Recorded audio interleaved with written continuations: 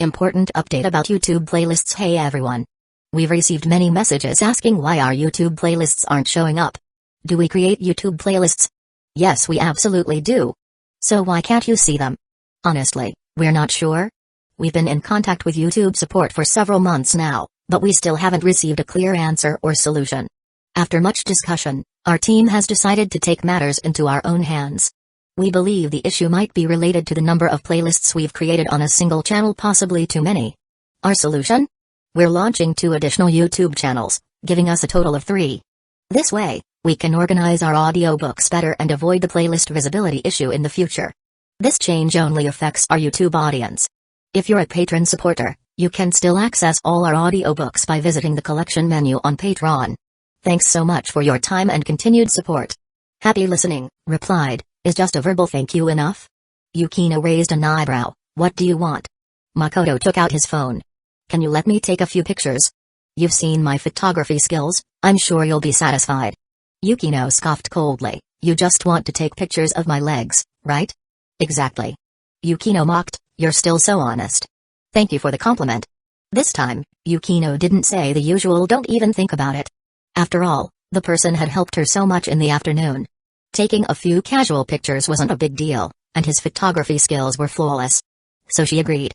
Afterward, in Yukino's house, she followed Makoto's instructions, posing for one beautiful lifestyle photo after another. Let me see. Yukino sat on the 2-person sofa in the living room and immediately spoke. She felt some anticipation in her heart.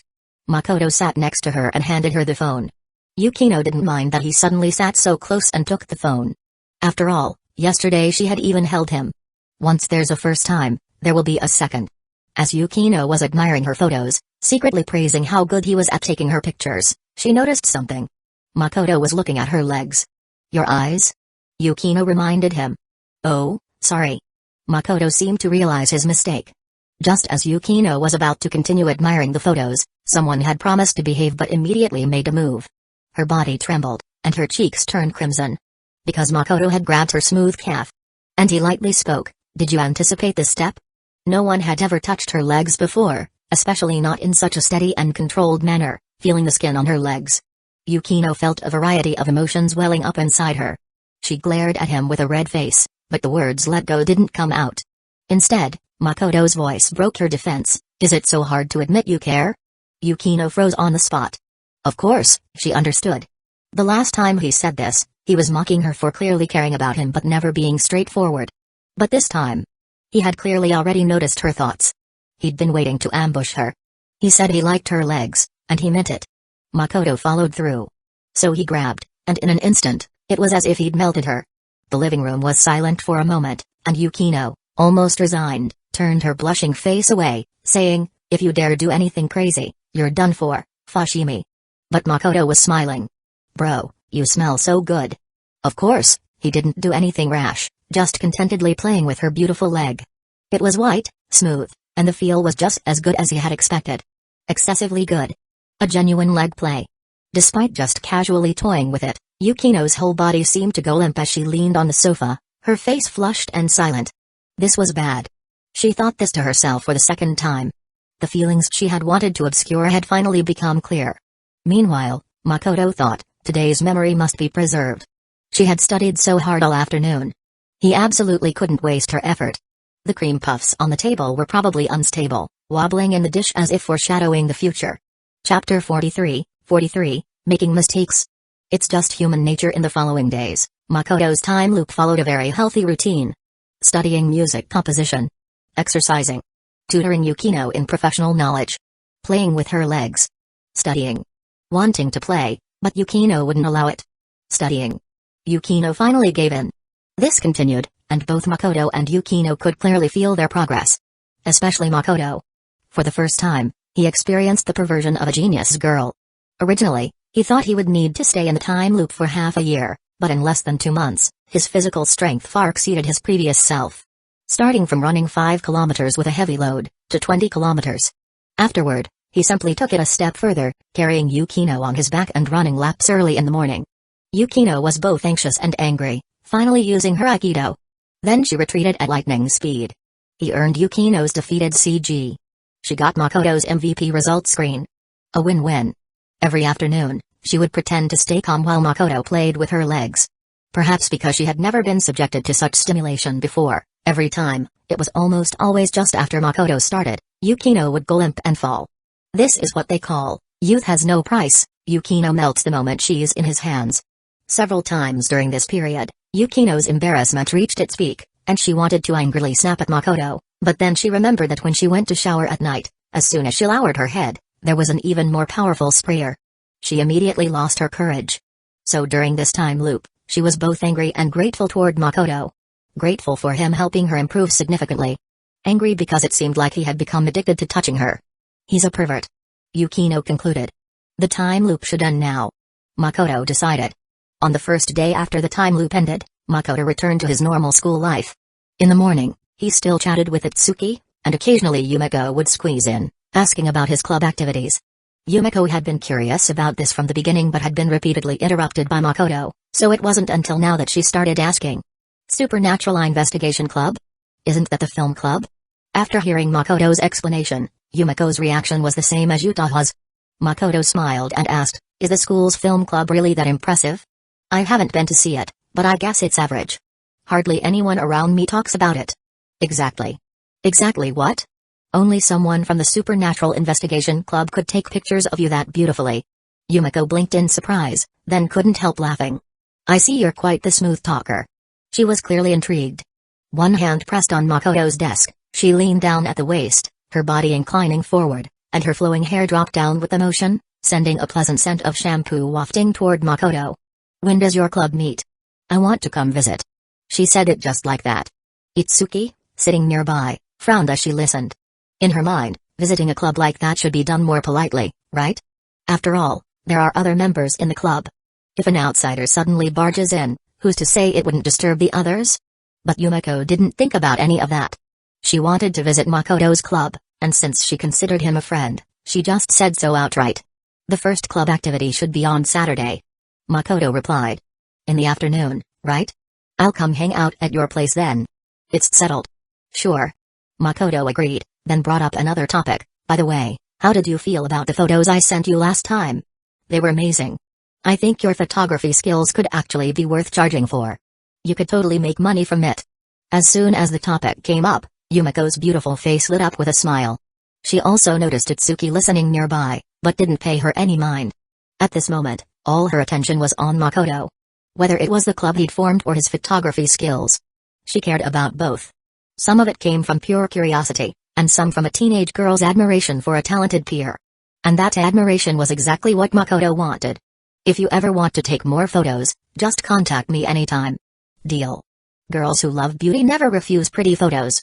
Even Yukino liked them, not to mention someone like Yumiko, who was already a popular, outgoing girl.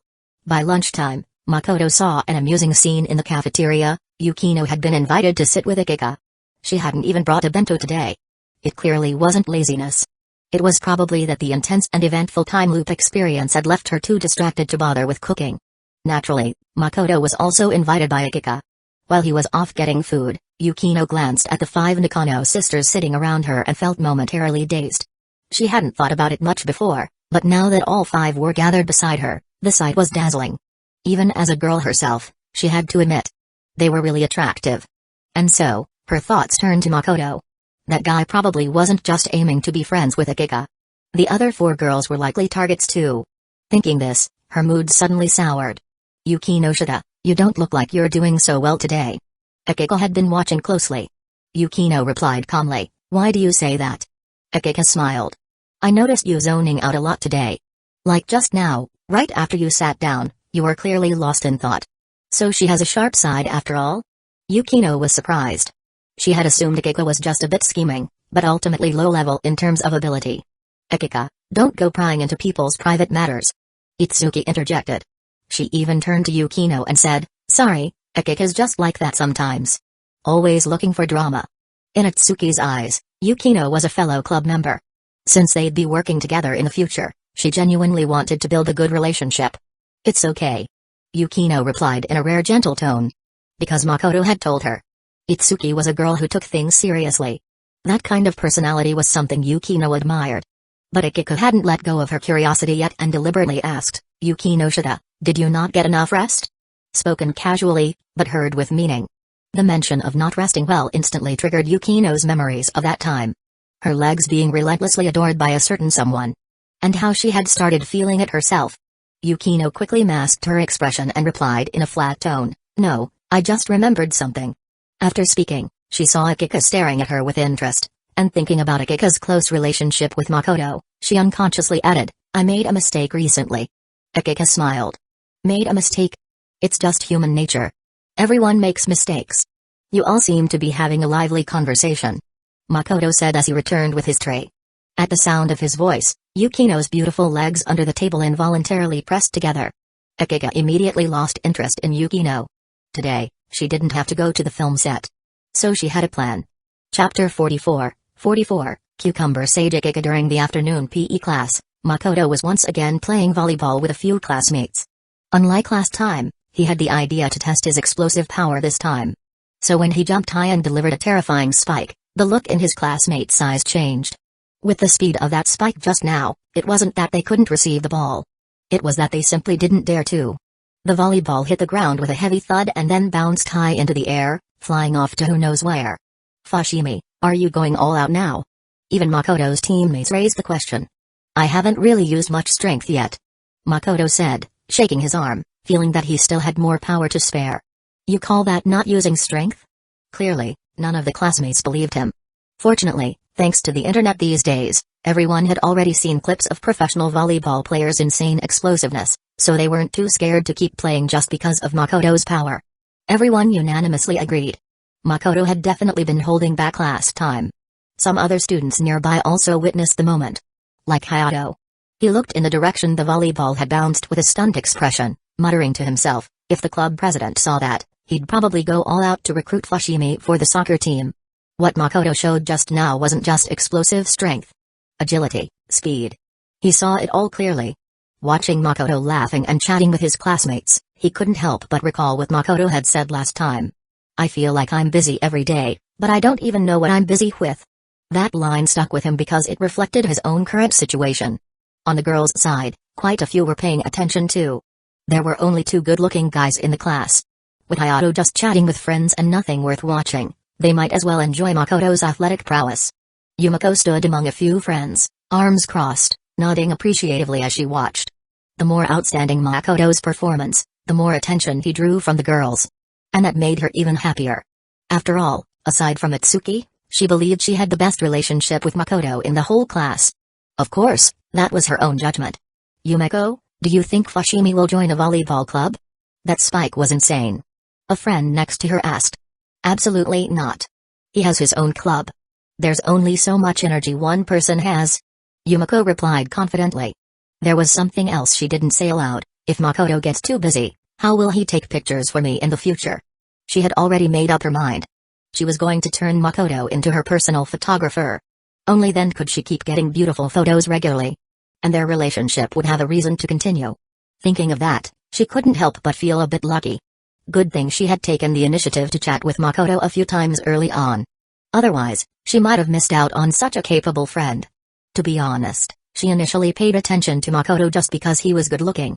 Later, when Hayato kept showing how much he cared about Makoto, mentioning him every other day, she couldn't help but blurt out, "Do you have a crush on Fushimi or something?" With her friends also paying attention to him, it was only natural she got drawn into. And whenever she recalled Makoto saying she had a natural instinct for candid photos, she would smile unconsciously. Yumiko glanced around and quickly spotted Itsuki chatting with classmates. Everyone had changed into their gym clothes, and with her golden hair and long legs, Yumiko should have been the most eye-catching girl on the field. But after Itsuki changed, her bust advantage became even more obvious. Yumiko genuinely couldn't understand. What were the Nakano girls eating to grow up like this? How could they have such full chests while also possessing features that made other girls envious? Looking more closely. Damn. Even Itsuki's hip line was that good. She remembered the rumor she heard during lunch. The 5 sisters, Makoto, and Yukino all had lunch together. Since she was Makoto's friend, good-looking, and low-key, Yumiko decided she should try getting on Itsuki's good side. Once she had the thought, she acted immediately. "Mira-san?" Itsuki also noticed her. Yumiko walked up, wearing her usual smile. "Itsuki, want to hang out after school?" "Eh? Me?" Itsuki pointed at her own face in surprise. "That's right. I think we could become friends," Yumiko said with her usual confidence. Compared to Nino, she liked this one in front of her better. "Thanks a lot for the invitation, but I've got something to do today," Itsuki replied apologetically. "You already made plans with a friend?" "I'm meeting up with Akika to go find Fushimi, but I can't really say more than that." "Going to find Makoto?" Yumiko's expression turned slightly suspicious. That sentence could be interpreted in many ways. Maybe they were going shopping. Or maybe they were going to his house? Could it be the latter? If so, wasn't their relationship a bit too close? Yumiko hesitated, then decided to test things out after school. Makoto had no idea about any of this. After school, on his way home, he received a message from Yumiko. "Yumiko, wanna hang out? We can grab dinner too, Makoto, just you and me? Yumiko, and my friends. Speaking of which, those two guys we went out with last time were really curious about you. They kept saying something about wanting to become your disciples." "What's that about? Disciples? Did they see how I flirted with you that day?" Makoto thought to himself that he wasn't taking disciples. He'd only improved because he'd been training in a time loop for so long. There was no way he could casually teach anyone else. He replied immediately, "If there are others coming, then forget it." "I thought it was just the two of us." Yumiko was stunned on the other end of the line. "Was that a date invitation? Is he really that into me?" Yumiko felt a secret joy rise in her heart, but her face turned a little red as well. But then, Makoto sent another message. "I was just joking. I already have plans with someone else today, Yumiko. I figured you were joking." As she typed that, her slender fingers were tapping faster than usual. Over on his end, Makoto was amused. A tsundere beauty really is adorable. But he wasn't lying. He actually did have plans today. Around noon, Akiko had secretly told him to come find her after school. She even proactively asked for his address. Such a sudden visit could only mean something was going to happen. Makoto didn't ask. He was more than happy to indulge in the anticipation. Meanwhile, at the Nakano household, Akiko had just come out of the bath when she saw Nino and Itsuki staring at her in the living room. She wasn't surprised to see Itsuki. She had already arranged to meet with her. But Nino being there was definitely not part of the plan.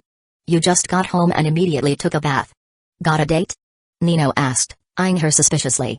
Akiko didn't answer right away. She first glanced at Itsuki for a silent confirmation. Itsuki shook her head, signaling that she hadn't told Nino anything. Akiko breathed a sigh of relief. Wrapped in her towel, she stepped forward with a smile and hugged Nino's arm. "What are you doing? Let go. You're all wet.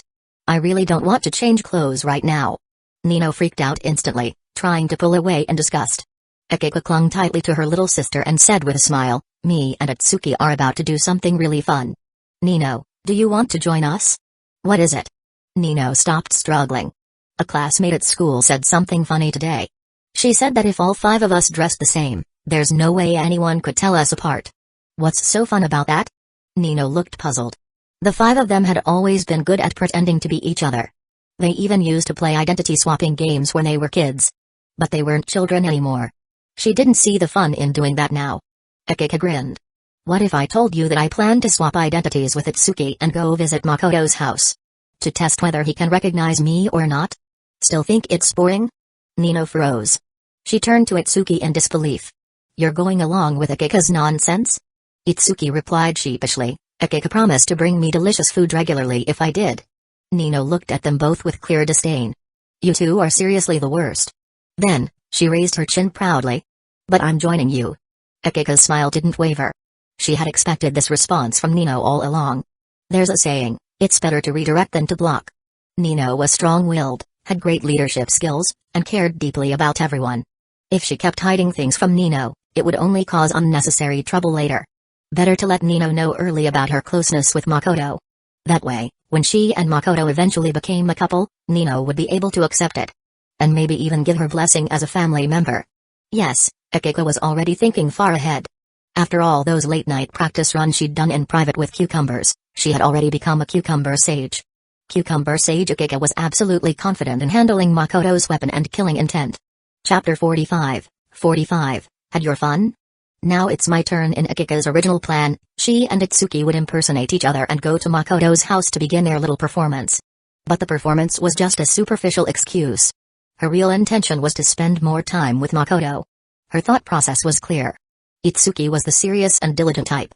As long as Akiko brought up the idea of discussing the future development of their club with Makoto, Itsuki would definitely listen attentively. She might even end up working hard under Makoto's guidance. At that point, it would be showtime for Akiko, the legendary cucumber sage. She could find an excuse to pull Makoto aside, away from Itsuki, and later say she went off to discuss important matters. Itsuki could vouch for her. That way, even the ever-suspicious Nino wouldn't be able to find fault with anything. But now, she decided to make a slight change. Itsuki was still too serious. If she impersonated Akiko, there was a good chance she'd be exposed immediately. And if they were exposed right away, that would ruin all the fun. Nino, how about you impersonate me instead? Akiko proposed her idea. Me? Nino was clearly surprised. Itsuki thought for a moment and said, if it's Nino, it probably is a better fit. You two bicker all the time at home, so you're already familiar with each other's habits and details. Nice assist, Itsuki. Akiko was delighted. Not giving Nino a chance to refuse, she quickly added, exactly. Nino, you're already amazing. If you impersonate me, it'll be perfect? Nino froze. The refusal that was right on the tip of her tongue suddenly wouldn't come out. It wasn't just because of Itsuki's comment. It was also because of Akiko's eyes, filled with an earnest please expression. As sisters, she really couldn't say no. Besides, she was also curious herself. Could Makoto really tell them apart? Fine, I'll go prepare something to eat for Miku and Yotsuba first. Nino put on a reluctant expression, as if she was being forced to agree. Thank you, Nino. Akiko gave her a big hug, but in the process accidentally tugged on her towel, which promptly fell to the floor. Neither Nino nor Itsuki reacted. They were used to this. They often bathed together anyway. What's the big deal about seeing each other's bodies? But Yotsuba, who had just come out of her room, happened to see Akiko casually picking up the towel and walking naked into the bedroom. She was stunned on the spot. I knew Akiko had a habit of sleeping nude, but since when did she start streaking around the house? At Akiko's request, she and Nino swapped appearances. I really do look good in thigh-highs. Akiko spoke to her reflection, now with a legitimate excuse to wear thigh-high socks. Okay, stop admiring yourself already. Nina rolled her eyes, more annoyed than ever. Itsuki didn't care either way. She was just eager to get to Makoto's house. Because when Akiko was changing earlier, she had whispered to Itsuki that this prank was only a small part of the visit. Their real goal was to discuss the future of the club and let Nino, who was always concerned about everyone, see it for herself. Back when Makoto first invited them, and Akiko encouraged her in the bookstore, she'd remembered it all clearly. Now that she finally had a real chance to get involved, she was more than ready to release the anticipation that had been building inside her. As the three of them left the apartment, Miku came out of her room and looked curiously at Yotsuba. They said they're going to Fushimi's house to talk about club stuff. Nino already made dinner for us, so I doubt they'll be back to eat. Yotsuba reported truthfully. Miku gave a commo. But inwardly thought, even Nino's getting interested in that weirdly named club? Miku, if Nino joins Fushimi's club too, should we join as well? We'll see when the time comes. Miku didn't give a definitive answer. But she knew very well, having lived together all these years, if three of them joined the same club, she and Yotsuba would almost certainly be pulled in eventually. Whether it was Akiko, Nino, or Itsuki, they all preferred staying together. Meanwhile, Makoto received a message from Akiko saying, "We're at your door." When he opened it, he saw three girls standing outside and couldn't help but ask, "Nino came too?" "Akiko, why didn't you tell me in advance?" The disguised Nino, pretending to be Akiko, smiled naturally and said, "Let's just call it a surprise, shall we? Besides, your club just got started. You probably still need to recruit more members, right?" Her tone and expression were exactly like Akiko's. Akiko chimed in as well, "Sorry to intrude, Fushimi-kun. We brought some fruit along the way. Hope you don't mind." Itsuki added a polite greeting too, while thinking to herself, Akiko's acting seems more natural somehow. At the moment, Makoto hadn't noticed anything unusual. He welcomed the three girls into the living room. While he went off to make tea, Akiko gave Nino a meaningful glance. He doesn't seem to have noticed. Nino returned a look that said, "Isn't that obvious?" She hadn't done anything to give herself away. With how well she knew Akiko, mimicking her was a piece of cake. She thought proudly. Then, the three girls began casually observing the space around them. It was their first time at Makoto's house. The floors and furniture were spotless. Clearly the place was regularly cleaned. As a result, Nino's impression of Makoto improved a little more. When he brought out snacks and tea, Akiko nudged Nino with her elbow, prompting the latter to speak up quickly. So, have you thought about any plans for club activities? Perfect timing, said Makoto. That's exactly what I wanted to talk to you all about today. Makoto took a stack of documents from under the table and handed them out to the girls. The detailed plan is all here. I've checked it multiple times. Even a newcomer should be able to understand it. He had already drafted this during the time loops, so he finished organizing it early this morning. Let me take a look. Akiko was the most eager to respond. And it was that very reaction that made Makoto start to doubt, Nino, is this interested in the club?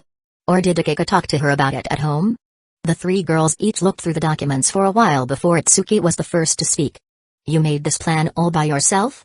I did. Makoto nodded. Itsuki didn't hide the admiration in her eyes. That's amazing. This can't even be called just a plan anymore. It's more like a furniture installation manual with extreme detail. Nino said with surprise. Just like Makoto had said earlier, even a beginner could understand it. Whether it was the key points of filming or various areas of knowledge, everything was clearly noted. Important parts were highlighted and explained in an easy-to-understand way. This is really impressive. Even Nino couldn't help but be impressed. From this incredibly detailed plan, she realized that Makoto wasn't just good at photography. He seemed to excel in many areas. The only one who didn't say anything was Akiko. She was feeling touched and happy inside. After all, she was the one benefiting the most from this club, and the more seriously Makoto treated it, the greater her gains would be. Which led her to have those delusional thoughts again. Did Makoto do all of this for me? She suddenly felt a little regretful. She shouldn't have gone along with the prank today. If not, she could have just straightforwardly thanked him right now. Each of the three girls had their own thoughts. As Makoto continued explaining, the doubt he'd been feeling earlier only grew stronger. Akiko's acting is weird. She's acting too calm. And Nino is acting strange too. Those quick glances she keeps sneaking at me are way too intense. If before he only had a faint suspicion. Now he had found evidence. Makoto discreetly looked at Itsuki. She didn't seem any different than usual. So, they swapped identities. That sounds exactly like something the prank-loving Akiko would do. He came to a conclusion in his heart, but didn't plan to expose them just yet. Because now he was thinking. How could he join in on this little game? Translation: had your fun? Now it's my turn.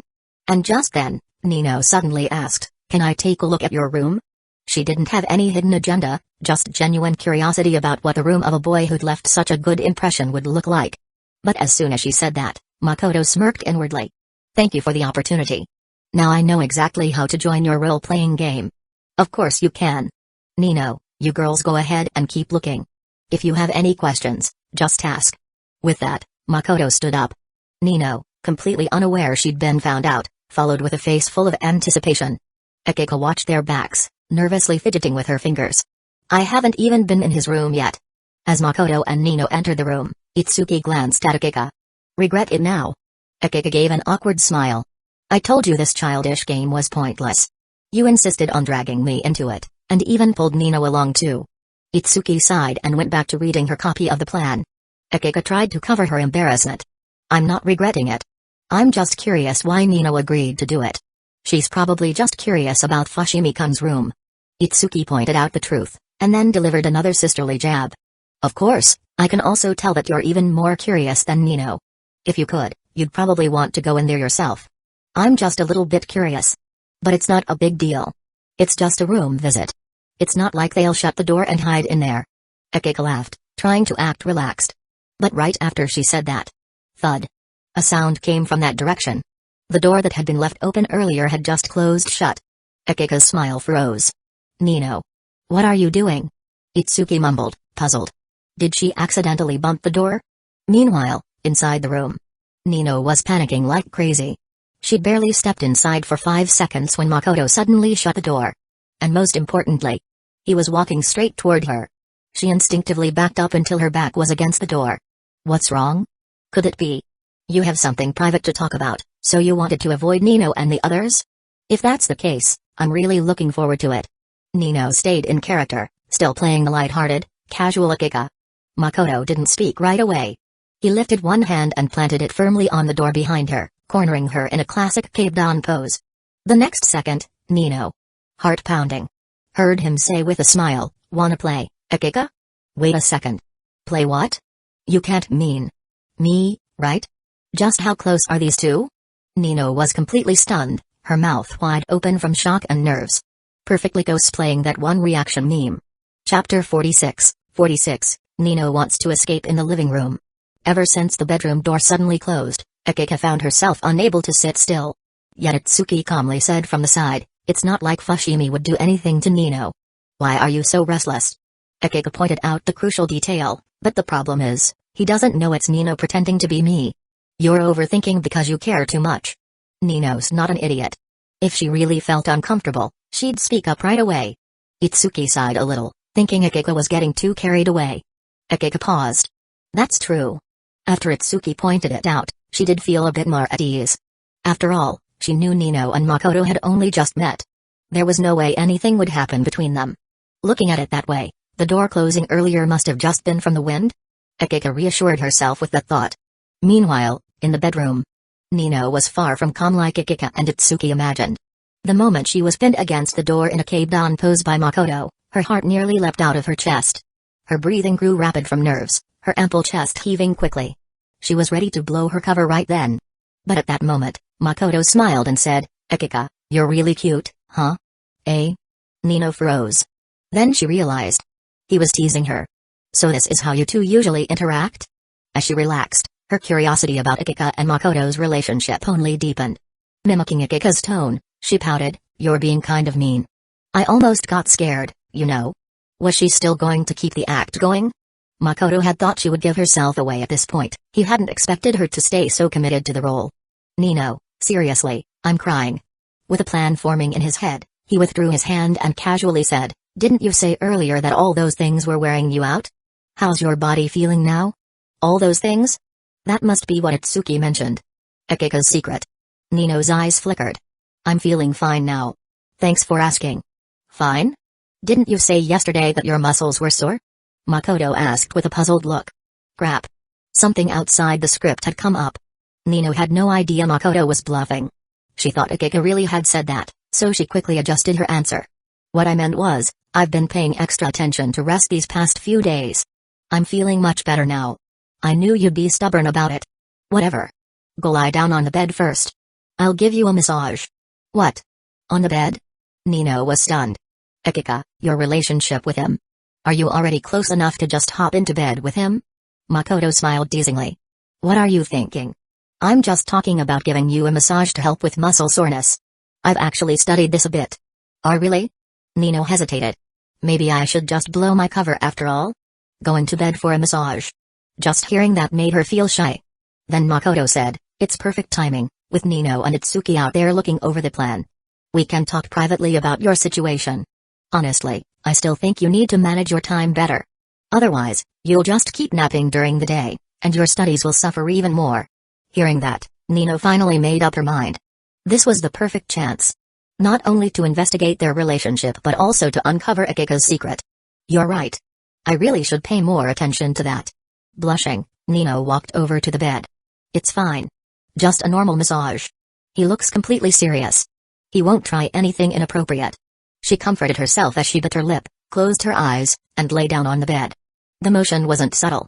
Her skirt swayed with her movement, revealing smooth, white thighs. Fortunately, she noticed it right away and quickly pulled her skirt down, acting like nothing had happened. She changed the topic. "How come I never knew you could give massages?"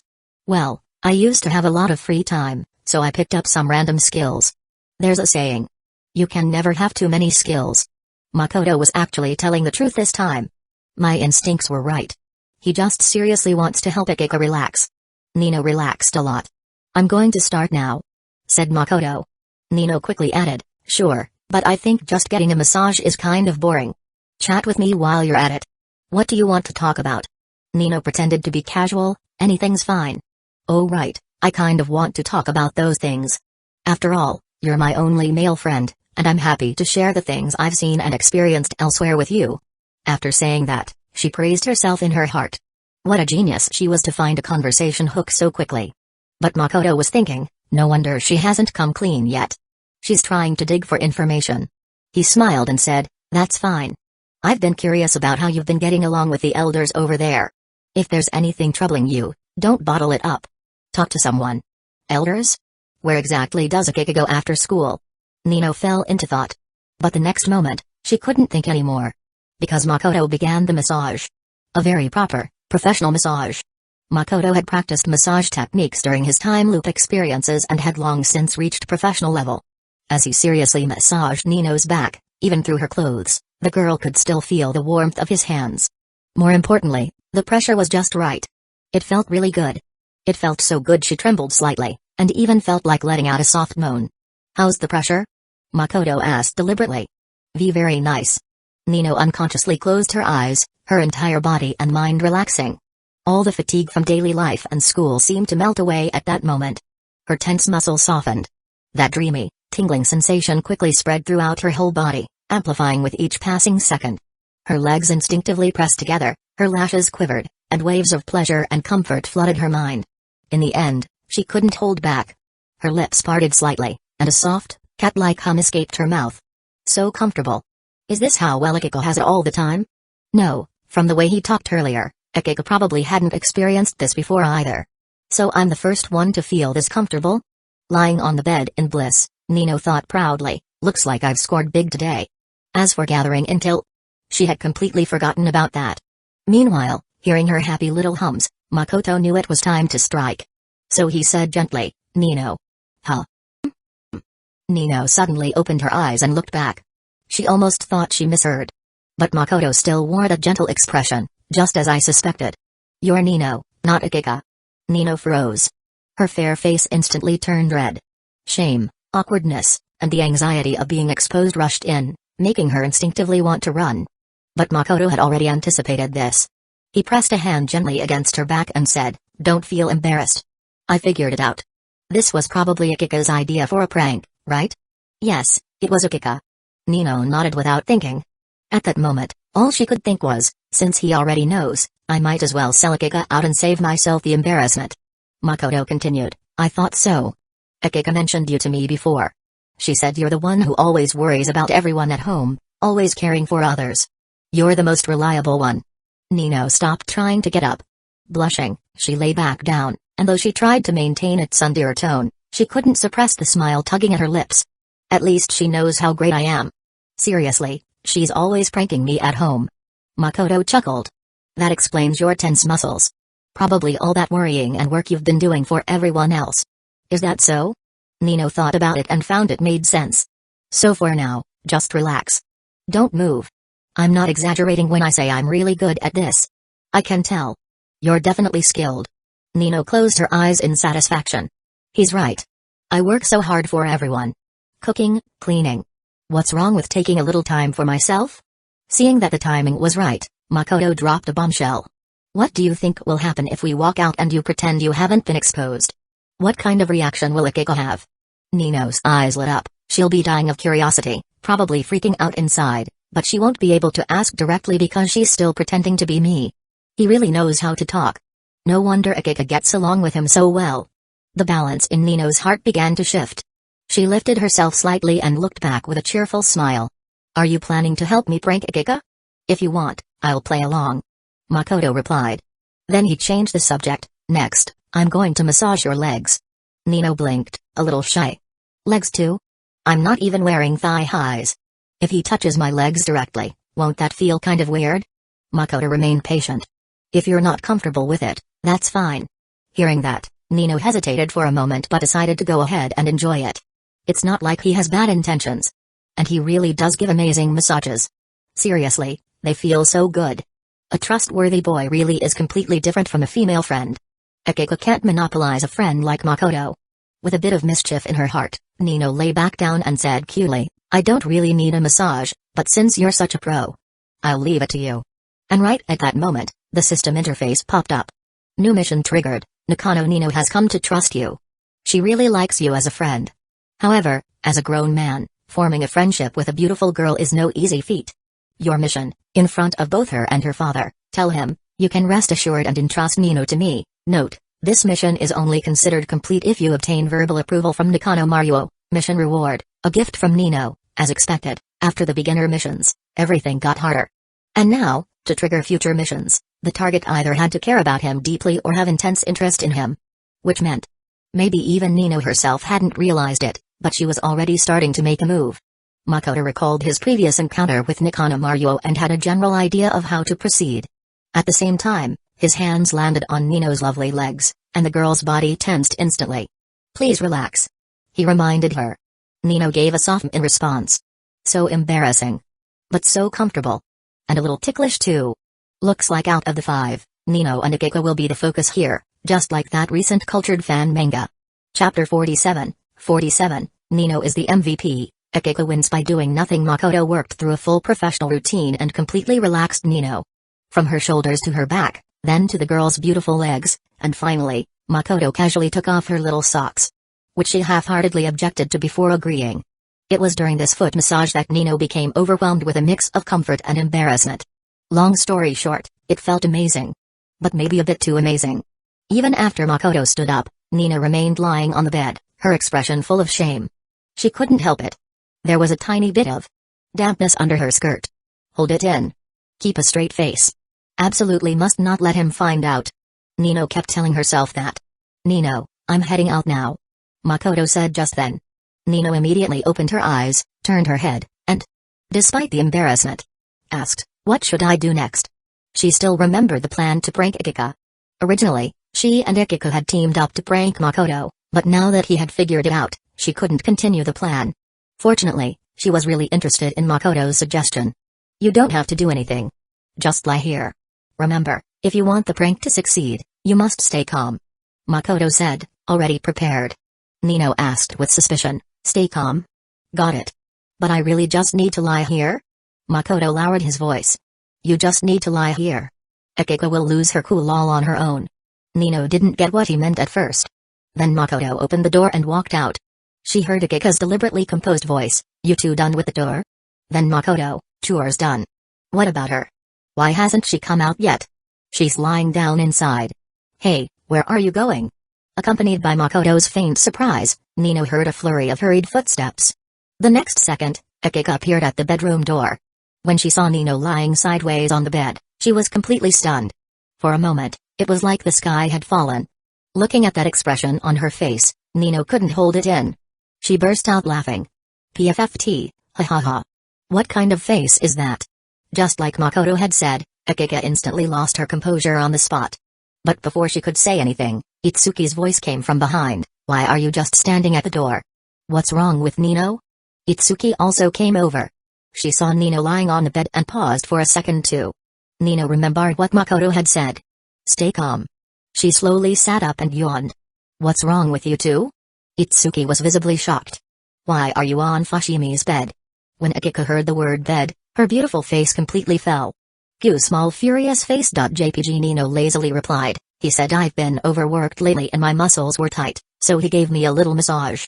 She rubbed her neck as she spoke, unconsciously revealing a happy expression. "Gotta admit, it felt really good." "Oh, so it was just a massage," Itsuki realized. Still, she offered a reminder, "Nino, you should get down.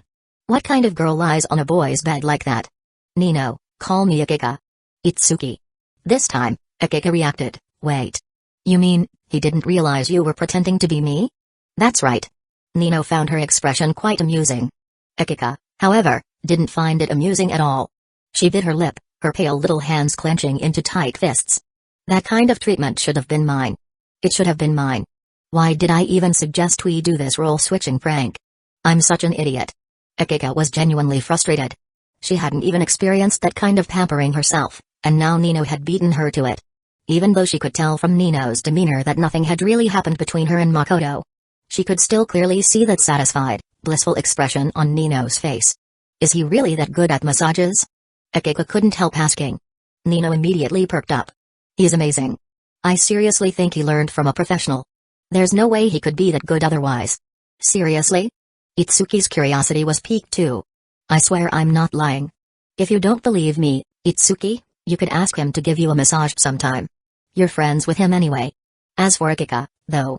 Nino couldn't resist laughing again, her beautiful eyes sparkling as she looked teasingly at the sulking Akiko. Right now, I'm Akiko, and you're Nino. So you can't ask him. Akiko completely lost her cool. She took a deep breath, a radiant smile spreading across her face. So what you're saying is, I still have to pretend to be you, huh? Just as Nino was about to reply, Akiko smiled even more sweetly and said, "Do you believe I won't go to him right now, take off my thigh highs, and show him your legs?" Itsuki widened her eyes. "What kind of game are you two even playing? What are you talking about? Who's showing me legs?" Makoto's voice came from behind them. The three girls immediately straightened up like obedient children. Nino quickly climbed down as well.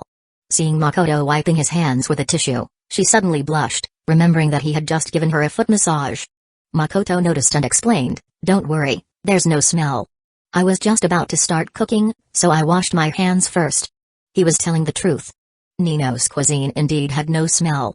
The two of them had also agreed to keep the prank on Akiko going, so nothing could be revealed yet. This was the essence of a scentless contract. But Nino didn't think of it that way. "You jerk, don't say that kind of thing out loud." Still basking in her recent triumph, she blushed again. Makoto turned to Akiko and Itsuki. "It's almost dinner time.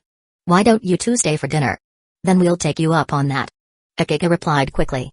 She had been planning to anyway. Too many things had gone off script, she needed to figure out a way to recover the situation. Seeing Akiko speak first, Itsuki followed with a polite thank you. The four returned to the living room. Makoto tied on an apron and glanced at the three girls sitting quietly on the couch, feeling a bit amused. Right now, other than Itsuki, who was still focused on the schedule, the other two were clearly distracted. Akiko was stewing over how the prank had completely backfired. Nino, meanwhile, was torn between embarrassment. "There's no way my feet smell," and the nagging thought that maybe she should go home and change her underwear. But Makoto's combo attack wasn't done yet. He turned to Akiko and said, "Nino, I heard your cooking is really good. Want to help me out?" Akiko pointed at her own face, completely bewildered. "Huh? Me?" Her expression looked as if she'd just been told to go defeat the legendary monk and his disciples. Itsuki secretly gave her a look, maybe it's time to end this impersonation game? But Akiko shook her head and stood up. "Got it, I'll help."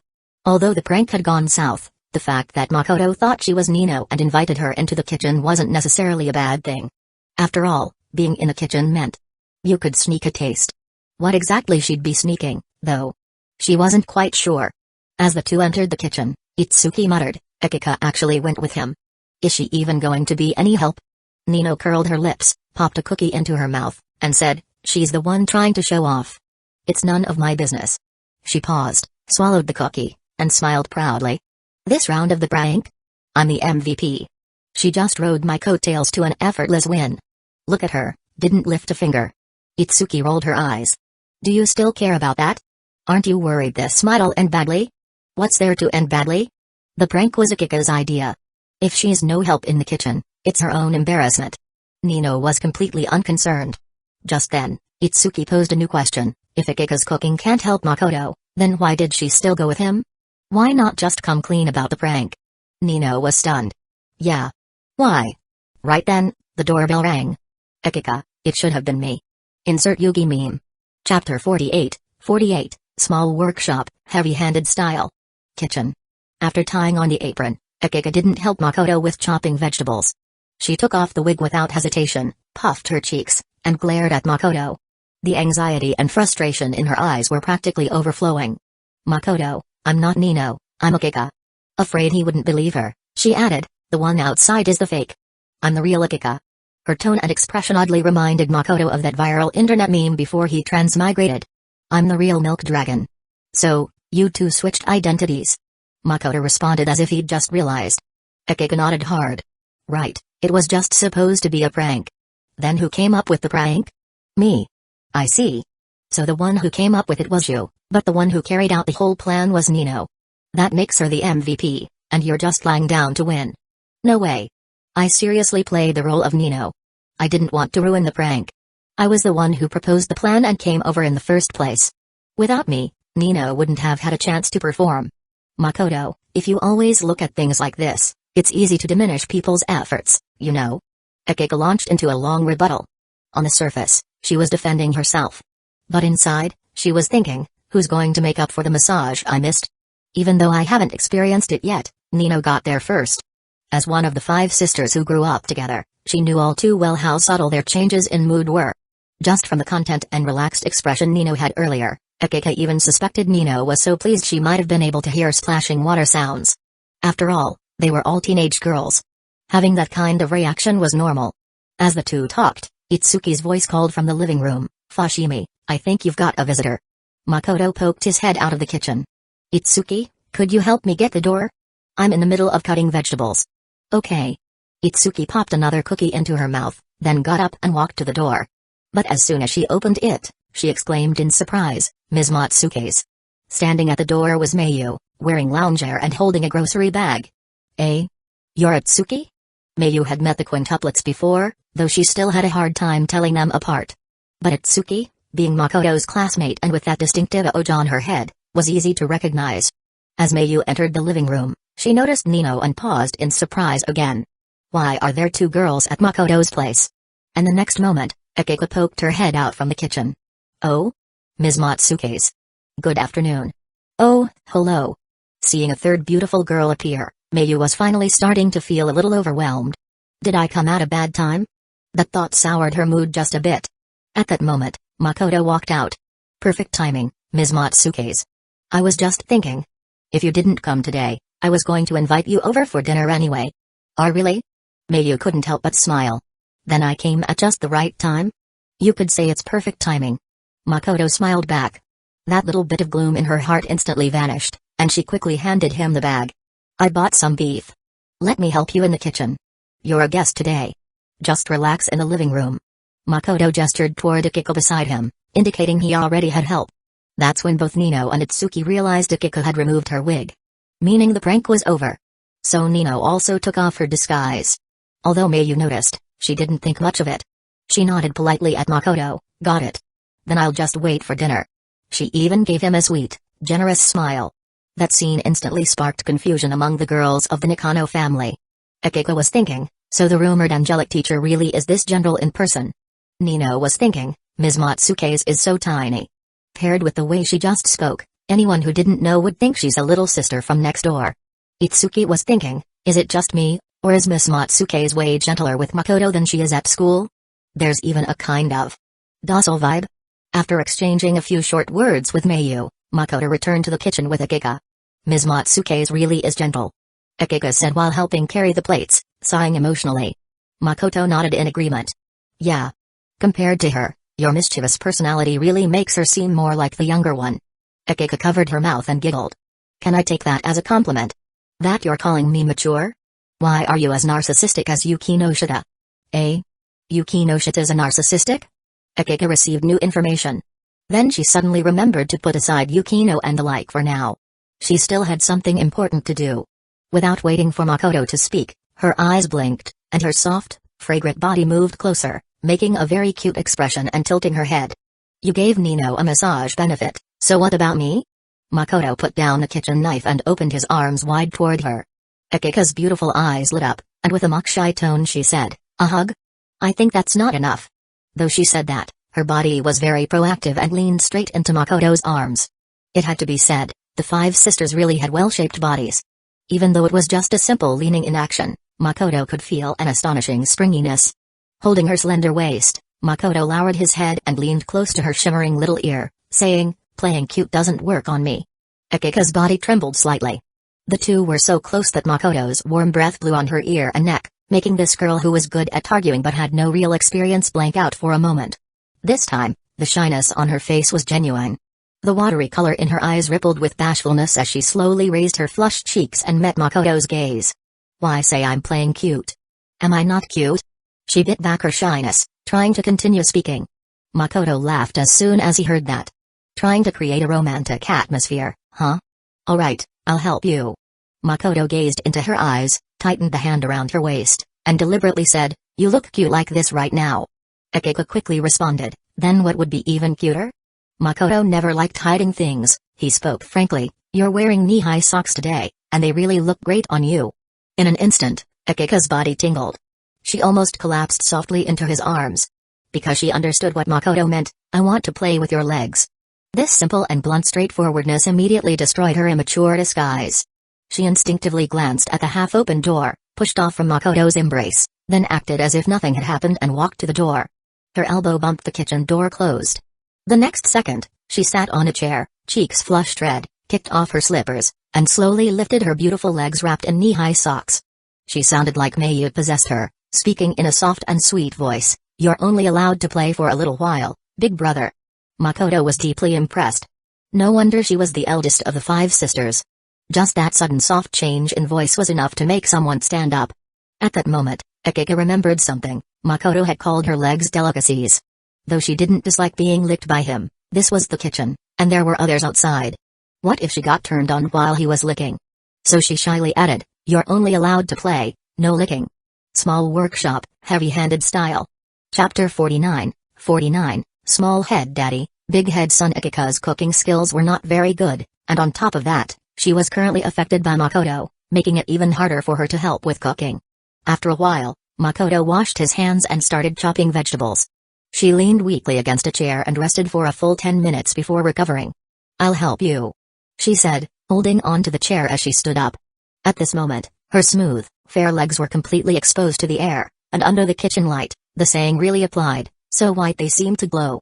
As for the knee-high socks she originally wore, she had already given them to Makoto. She had actually had a similar idea before. To borrow knee-high socks from Nino, wear them herself, and then give them away. But she hadn't expected the state to come so soon. What surprised her even more was how weak she felt. Just letting him play with her legs for a while had made her body go soft. She couldn't even stand properly anymore. "You go chat with them.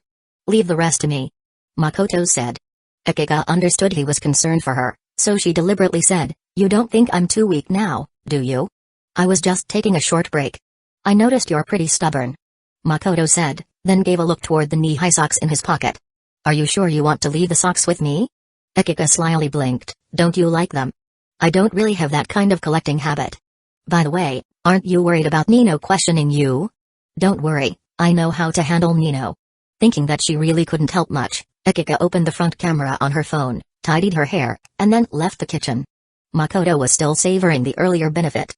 Especially the image of Akika sitting half reclined on a chair, cheeks flushed, breathing heavily, her beautiful eyes shining as she took off her knee-high socks and gave them to him. It was truly overwhelming. This scene was not something he had anticipated. According to his original plan, he intended to use today's prank to raise Nino's favor toward himself. But because of the massage's benefit, Akika got encouraged by a jealous mood and decided to came to the kitchen to cause some trouble. At a time like this, Makoto of course would not back down. So he boldly made that request. As the saying goes, small head daddy, big head son.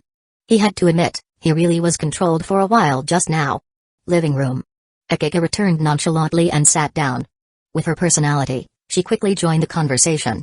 Nino hadn't paid attention at first, but as the talk went on, she suddenly remembered Akika's knee-high socks were missing. Her mouth was always quick. "Akika, where are your socks?" "Oh, I got a bit sweaty helping in the kitchen, so I took them off and put them in my pocket," Akika answered, having anticipated the question. No one doubted her. Nino didn't at first either. But when everyone started talking about the club with Makoto, Nino keenly noticed Akika zoning out. It wasn't ordinary spacing out, but the kind with occasional shy blushes and secretive silly smiles. Plus, Nino also noticed Akika would quietly keep her legs tightly together. The clever detective Nino immediately found something suspicious. Akika's expression was very strange. That shy little expression, and the occasional shameful act of closing her legs. Why did it seem so familiar? Nino quickly recalled, wasn't that exactly how she looked after being massaged by Makoto earlier? So, those two were massaging each other in the kitchen? But the kitchen was such a small space. What position did Akika use to massage? Nino blushed too. You should know, she still felt a chilly sensation. If Mayu hadn't suddenly appeared, making it hard for her to leave, she would have been ready to go home and change her underwear on the spot. Thinking about that, Nino felt inexplicably awkward. Although she knew Akika and Makoto were close, Akika shouldn't have secretly gone to the kitchen for a massage. Why avoid everyone? I'm friends with Fushimi too, and so is Atsuki. With that strange emotion, when everyone was helping serve dishes, Nino took the chance to quietly ask Akika, what were you two doing in the kitchen just now? Akika remained calm. Don't you already know? I just went to help, but Makoto thought my cooking needed a lot of improvement, and since I'm a guest, he just sent me back. Nino's little face stiffened. You definitely asked him to give you a massage, right? Looking at her sister's suddenly serious expression, Akika skeptically asked back, Nino, you care a lot about this kind of thing? Huh? What a stupid question. Your family, of course I care. Nino quickly replied. Nino, you're acting suspicious. Akika deliberately dragged out the tone. Nino's face turned slightly red. Seeing Itsuki coming over with dishes again, She hurriedly said, "If you don't want to say, it's fine, I was just asking casually." As Akiko watched her turn to leave, she suddenly spoke. "You guessed right, I did have Makoto give me a massage. But because there wasn't enough time, he just gave me a couple of quick presses. I even feel a little regretful." "Oh, is that so?" Nino faced away from Akiko, feeling a bit happy inside. Looks like she was the only one who got to enjoy it. Watching Nino's steps relax little by little, Akiko finally realized a very serious problem. Nino was very appearance conscious. She hadn't been in a relationship before, and suddenly having so much contact with a good-looking boy. Who could guarantee she wouldn't have other thoughts? Akiko took a deep breath, feeling her prank plan today had been too reckless. Itsuki might not care about romance, but Nino might be unpredictable. "I'm the big sister. I came first." Akiko absolutely wouldn't allow anyone to jump ahead. Even if it was her beloved little sister, she wasn't allowed to get ahead. After dinner, Mayu saw that Makoto and the others were still discussing club matters, so she kindly chose to leave. Makoto walked her to the door and, noticing she seemed distracted, lowered his voice to ask, "After I finish the club stuff, should I come find you, or will you come find me?" Mayu was startled, a look of surprise and restraint on her face. You don't have to specially worry about me, just focus on your main task first. I'm almost done here." Makoto was telling the truth. He had even written out a detailed plan, so now it just required the three Nakano girls to carefully read through it, and he would handle any questions. "Got it." Mayu was a little shy, but her voice was very gentle. "Then I'll come keep you company tonight." "Just chatting, huh?" Makoto saw through it but didn't say anything. Chapter 50, Small Head Daddy, Big Head Son, 2. After seeing Mayu off, he thought about the system's latest task and returned to the living room to ask the three girls, "When was the last time you all had dinner with your father?" The three girls showed puzzled expressions. "Makoto, why are you suddenly asking this?" Akiko spoke first. Makoto explained, "Since the last time I met Mr. Nakano, I noticed he actually wants to spend more time with you, but his personality seems a bit shy. If that's the case, why don't we schedule a dinner together?" "So that's what father thinks?" The girls looked at each other. Makoto continued, "If I'm not mistaken, he's just having trouble saving face, but deep down he really wants to get along well with you." Akiko smiled brightly and asked, "Makoto, do you really want to build a good relationship with our father?" Nino and Itsuki also looked over. Makoto shook his head, "You're wrong. It's me who wants to help you build a good relationship. At least from my perspective, Mr. Nakano's concern for you isn't fake, and I want to help him. Only in this way can this blonde of mine be accepted by the Nakano patriarch." The three girls were silent for a moment, but in the end, the eldest daughter Akiko stood up, "I will find time to get in touch with father." Nino and Itsuki also said, "Then we'll leave it to you." They all had a good impression of Makoto, so they didn't doubt what he said. It was just that Mr. Nakano Maruo always wore a stern expression and acted so cold and unapproachable that the five sisters didn't know how to get along with him. Now that Makoto was willing to help, they agreed. After finishing the serious talk, Nino thought about whether she should go home and change her pants, but Akiko suddenly spoke up. "By the way, Nino already enjoyed Makoto's professional massage, so now is it Mai and Itsuki's turn?" Itsuki instinctively waved her hand, "I don't need it." Akiko smiled and grabbed her arm, "Don't feel shy. Nino gave such a high evaluation of his massage skills. Don't you want to experience it yourself?" Itsuki immediately hesitated. She really was curious. Noticing Itsuki's gaze, Akiko seized the moment and said, "Then Itsuki first, then me." Itsuki turned her head and timidly looked at Makoto, "Is that okay, Fushimi?" "I have no objections." Makoto agreed. He had already noticed Akiko's intention to stir things up. Nino, who was about to go home, had to stay and wait to leave together with her sisters. Akiko's lips curled up. She was definitely a schemer. Besides, in the kitchen just now, she had already sensed how much Makoto was obsessed with her great figure to the point that she accidentally discovered his weapon. Member Akiko was willing to show loyalty to the club president. This massage was supposed to take place in the living room, but Akiko had prepared an excuse in advance. "Let's just go to Makoto's room since Nino was just massaged there." Itsuki wanted to politely refuse, but Akiko interrupted. "We'll leave the plans in the living room for now, so we don't have to clean up temporarily. After everyone experiences Makoto's professional massage skills, we can continue discussing." "Alright then." Itsuki could only agree. She hadn't fully understood the plans yet. Nino stayed silent the whole time. She always felt Akiko was suspicious but didn't have proof yet. When the four of them arrived at the bedroom, Itsuki shyly lay down, and Makoto deliberately maintained the most professional masseur posture, completely focused. His serious attitude successfully diverted Nino's suspicion of Akiko. Earlier Nino was the experiencer, now she was an observer. Two perspectives brought two different feelings. When she saw Itsuki closing her eyes in comfort, even her toes curling, she couldn't help but feel a bit embarrassed. So that's how I looked just now. Such a shameful side. Then she looked at Makoto's focused face and thought to herself she really hadn't misjudged this friend, even facing a beautiful girl like Itsuki, he had no improper thoughts at all. When Itsuki finished and got off the bed, blushing and dizzy, she put on her shoes and happily exclaimed, "What Nino said is all true. Fushimi, you're really professional." She felt that all the fatigue she had accumulated disappeared after the massage. From head to waist, that kind of pleasure. It wasn't from head to toe because she shyly refused to have her legs massaged by Makoto.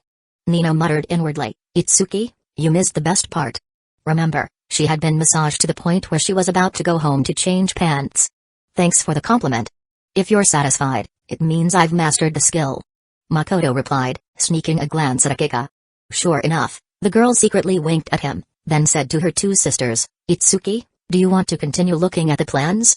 "Oh right, I haven't finished reading them yet," Itsuki responded eagerly. Akiko then looked at Nino. "Nino, you should take a look too. I won't hide it from you anymore. We and Itsuki actually want you three to join the club." Nino instinctively wanted to refuse but remembered this was Makoto's club, so she softened her words, "I'm not really interested in this kind of club." Akiko smiled brightly, "I know. Anyway, you can just take a look. What if you want to join later? The five of us staying in the same club. I just think that would be pretty nice." Hearing the five of us staying together, Nino hesitated but still agreed. No matter what, the five of them should be together. Moreover, Makoto's professional attitude just now made Nino completely at ease. She thought that since Makoto was so serious, even if Akiko had other intentions, it shouldn't be a problem. But after Nino and Itsuki left the bedroom, Akiko quietly closed the door, raised her fair hand, pressed a finger to her lips, and a charming blush bloomed on her beautiful face. Makoto met her watery eyes. "So you really want to cause trouble?" Akiko slowly parted her red lips and softly said with a smile, 10 minutes. She meant she would only stay in the room for 10 minutes. Makoto thought to himself, this is called a limited time encore benefit. Chapter 51, Safety Shorts. Normally, 10 minutes is very short. If it's playing a game or taking a test, it almost passes in an instant. Akiko initially thought the same. 10 minutes is too little. But Nino and the others were still in the living room. If she did something bad and they saw it, then it spread around the house, she'd definitely be teased by those four sisters for the rest of her life. When Akiko lay on the bed with conflicted thoughts, trying to make up for the massage benefit that belonged to her, she realized a serious problem. Earlier, she let Itsuki go first to relax her and to lower Nino's guard. Only in this way could she stay alone in the bedroom. Makoto had also guessed this, so he maintained a high standard throughout. This was a proper, serious massage. They were a tacit mutual pursuit. But now, with no one else in the room and Akiko teasingly saying, 10 minutes. Would Makoto still be serious? The answer was no. When he massaged Nino and Itsuki, he started properly from their shoulders. But with Akiko, he switched to starting from the girl's beautiful legs. First massaging the feet, then the calves, then the thighs, and then back to the feet. Yes, he was just that straightforward. At first, Akiko felt very comfortable and relaxed. Running back and forth between school and the drama crew these days, the accumulated fatigue was perfectly relieved. But as the massage went on, she realized something was off.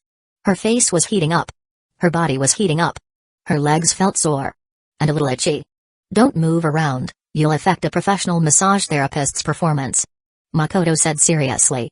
Akiko looked back at him, her cheeks flushed, with a faint smile asking, is this still a proper massage? Of course it is proper. Don't you feel comfortable? It's comfortable, but What's wrong now? I think I'm starting to feel it. She blushed and said something quite bold. Makoto laughed and said, that's exactly the effect I want. A proper massage means pressing you until you stand at attention. Akiko didn't understand what stand at attention meant. But she knew what she felt inside. So she endured the hot, weak feeling in her body and softly said, maybe you should stop. Makoto knew she had more to say and waited patiently. Sure enough, Akiko's eyes became dazed and she said, you should just play with my legs. Up to now, she had only stayed in the room for 3 minutes. That meant she gave Makoto 7 minutes left. After 10 minutes, Akiko felt like her body had liquefied, lying on the bed unable to move for a long time. This reaction was even stronger than what she had in the kitchen earlier. No choice. No one was disturbing them in the bedroom. although she hadn't said a safe word. It was definitely safer than in the kitchen. Especially when Akiko opened her dreamy watery eyes and saw Makoto wiping his hands with a tissue, she felt even more embarrassed. Damn, I'm so weak. The defeat CG showed up way too quickly. This cucumber fairy hadn't even made a move yet, and her health bar was already drained by Makoto. Feeling frustrated, she was also filled with shame. Do I need to train harder? If my body stays this weak, what will I do in the future? The girl was caught between joy and embarrassment. After Makoto finished wiping his hands, he checked the time and reminded her, it's already been 12 minutes. Do you want me to help you deal with them? Akiko understood his meaning, he could help her get some rest time. No need, help me up, I can still perform. Akiko forced herself to sit up on the bed. Makoto couldn't help but laugh out loud. What are you laughing at? Akiko asked, annoyed. Makoto spoke honestly, because you look really cute right now. Am I not cute normally? Even though her health bar had been drained, she still teased him. Normally, maybe about 70% cute. Makoto pretended to think. And now? 90% or even 100% cute. Isn't your description a bit off? Don't mind those details. As Akiko successfully stood up, Makoto turned around to straighten the bedsheets. It was at that moment he heard a rustling sound behind him. At first, he didn't pay much attention, thinking Akiko was adjusting her clothes. But when he finished fixing the bed sheets and turned back, he saw the girl blushing and staring at him, suddenly reaching out her hand. Her voice sounded a bit coquettish at that moment. I can't wear this anymore. Makoto glanced at the fabric in her hand and pondered, are you trying to give this to me as a keepsake? Akiko's eyelashes trembled shyly, do whatever you want with it, but don't bring up this topic again. Even though she didn't think of herself as a high attack, low defense type of girl, this extremely embarrassing topic was not something she dared to discuss any further. Makoto reached out and took it without any embarrassment at all. After all, someone in front of him was more embarrassed than he was. Still, he made a point of saying, I admit my hobby of playing with legs is a bit perverted, but I really don't have a habit of collecting stuff like this. Akiko seized the opportunity and grinned slyly, so you finally admit you're a pervert? Makoto was taken aback for a moment, then laughed. Because she was so embarrassed, she was trying to find an excuse to fool her inner shame and annoyance. Luckily, her reaction was quick, and she grasped the moment immediately. Makoto chuckled, some people, even though their health bar is too low, refuse to admit it and still want to shift the blame. I don't understand. Akiko smiled brightly and turned away, not letting him catch her expression. At that moment, Makoto asked, are you planning to go back like this today? Akiko understood his meaning and turned back with a slightly shy tone, my skirt is quite long, don't worry, it won't reveal anything. Makoto took a pair of short sports shorts from the wardrobe, this is safer. Akiko paused for a moment, then took the shorts with a bit of amusement, I'll wash them and return them to you later. Makoto patted the pocket holding the fabric, I'll wash them for you too. Akiko glared at him playfully, turn around first, I'm going to put on the shorts. Makoto thought to himself that he had seen plenty of this before. But he still turned away. Actually, he was feeling a bit uncomfortable holding it in. However, he gained something. Because he realized Akiko, like Mayu, belonged to one of the 4 divine beasts. That reminded him of a particularly outrageous online joke, I'm not a pervert, I just feel only my birthplace can give me a sense of security. This time Akiko didn't linger. She changed into Makoto's sports shorts, fixed her hair and expression in the mirror, and returned to the living room. The 4 chatted briefly in the living room, then the 3 beautiful girls said goodbye and went home. Itsuki, being diligent, actively borrowed a schedule from Makoto, planning to continue reviewing it at home. On the way home, Akiko acted very steady, without any flaw. So Nino didn't suspect anything and casually started talking to Akiko about the club. I remember Itsuki said there's one more member in this club, right? Nino asked. Yeah, she's Yukino Shita Yukino. Akiko nodded. Then why didn't Fushimi call her over today? I asked him. He said with Yukino's current overall strength, she doesn't need extra tutoring. TSK, so that's the real weight of being second in the grade? The 3 returned home. Nino was about to change shoes, and Akiko, who was standing in front of her, bent down to put on her slippers. It was the spinning motion that made Nino notice Akiko's skirt being lifted. Naturally, she saw the sports shorts under Akiko's skirt. Nino immediately raised a question mark in her mind. Akiko, having dropped her guard after arriving home, didn't know any of this, she only wanted to hurry up and take a shower. Nino, what's wrong? Itsuki, having changed shoes, saw Nino standing still and couldn't help but feel puzzled. Nino stretched out a finger and blankly pointed in the direction Akiko had gone, safety shorts. Itsuki was even more confused, what's wrong with safety shorts? Don't all girls wear them? I've even bought several pairs myself. Nino shook her head hard. No, I mean, she's wearing men's sports shorts. Itsuki. Chapter 52. Nino is no longer safe. The bathroom at the Nakano household. Akiko had just entered holding her clothes and hadn't even closed the door when Nino appeared at the doorway. Nino? You're also taking a bath? Akiko looked at her younger sister holding clothes and immediately felt a bit guilty. She was still wearing Makoto's sports shorts under her skirt. We haven't taken a bath together in a long time, Nino said as she came in and casually closed the door, clearly not planning to leave. Step. Akiko hurriedly started thinking, trying to find a way out. But Nino's next word stunned her. Don't try to fool me. When you were changing shoes just now, I already saw it. A flicker of unease appeared in Akiko's eyes. What did you see? Nino asked with a displeased tone. Even now you want to fool me? Akiko, do you really want me to say it out loud? As she finished speaking, she grabbed Akiko's skirt and lifted it up. The dark blue sports shorts immediately came into view. Akiko completely lost any chance of lying. But Nino wasn't done. She took out her phone, flipped to a screenshot of a post from Akiko's alternate account, and held the screen in front of Akiko's eyes, clearing her throat. Excuse me, is the owner of this account Nakano Akiko from Toya Inazaki School? Akiko, I'm so busted. Nino was completely satisfied. She crossed her arms and struck an interrogative pose. Spill it. Akiko knew she couldn't bluff her way out, her mind racing, and put on an embarrassed expression. Well, actually, I had no choice. No choice? Nino frowned. Yeah, because Makoto's massage technique was so comfortable that my underwear. Akiko purposely didn't finish the sentence, looking shy and embarrassed at Nino, then smoothly lowered her head. It all looked very natural. Not only because of her acting skills but because she was playing herself. After all, that kind of experience was still very embarrassing for a teenage girl. Even though she considered herself mature enough. Her perfect performance ended, but Nino's face also flushed. So you also? Nino hesitated, embarrassed to continue. What does also mean? Akiko was stunned but quickly caught on. So all along, my wild guess was true? Nino really got all wet from the massage? Then she had been wearing wet panties for a long time. Akiko silently admired her. She knew she had carefully wiped herself down after getting out of bed earlier but still felt uncomfortable. Who would have thought her own sister could endure that discomfort and hold out for so long? Nino was a tough one. Akiko thought to herself. Alright, let's just go soak in the bath. Nino was also blushing heavily at this point. She was afraid Akiko would keep pushing the topic, so she turned around blushing and began undressing. Akiko chuckled inwardly, thinking she had passed the test. The two sisters got into the spacious bathtub one after another, both letting out contented hums. Nino looked at Akiko's face blurred by the steam and curiously asked, Did you specially borrow shorts from Fushimi? Akiko went along smoothly. Yeah, I'm not as tough as you to have held out this long. Shut up. Nino was both embarrassed and angry. This was already awkward enough, and now Akiko was rubbing it in her face.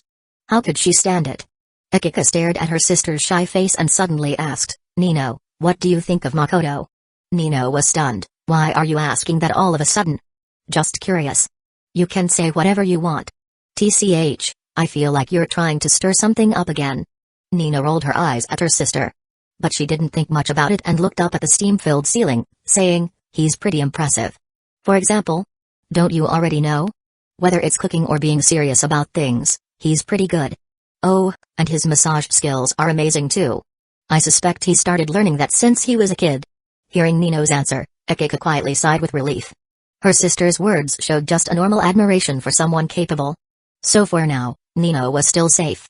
Akiko was just about to speak when Nino laughed and said, By the way, I've decided to get closer to him from now on. What do you want to do? Akiko's inner alarm went off, but she calmly asked, Why?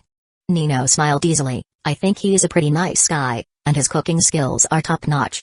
We'll probably have a lot in common. No. You don't have a lot in common. And you're not allowed to have him.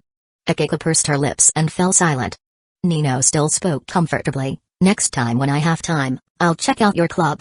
Besides, this schedule Makoto made today really caught my interest. Very good. Nino is no longer safe. Akiko was now completely on guard. That same night, Makoto went to Mayu's house. Originally, he planned to just chat with his beautiful teacher and watch some TV together. But as they watched, he recalled the emotions Akiko had stirred up earlier, and his mood began to shift. Mayu had known him for some time, and since they had even taken a bath together, she was well aware of how much her body attracted Makoto. So when their eyes met unintentionally, both instantly understood the meaning behind the other's gaze.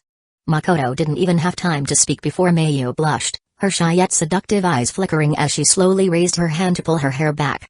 That gesture was no longer a hint. It was an open invitation. So by the time Yukino sent a good night message, Makoto was too busy to reply. Time moved to Saturday. Makoto was at home preparing for the club activities in the afternoon, when Utaha and Yumiko called him one after another. Utaha wanted to meet, saying she had something important. Yumiko wanted to go take photos, having found a good spot to check in. Makoto had no cloning jutsu, so he couldn't accept both invitations at once. He decided to kill two birds with one stone. At 9:30 in the morning, he met Utaha at a dessert shop. The black-stockinged upperclassman was dressed as usual, but she was naturally beautiful and didn't need to dress up. The school uniform paired with black stockings perfectly showcased her figure. When Makoto sat down, he noticed many male customers inside sighing. The senior's charm is really strong. Makoto picked up the menu and sighed sincerely. Utaha smiled, "Thank you for the compliment."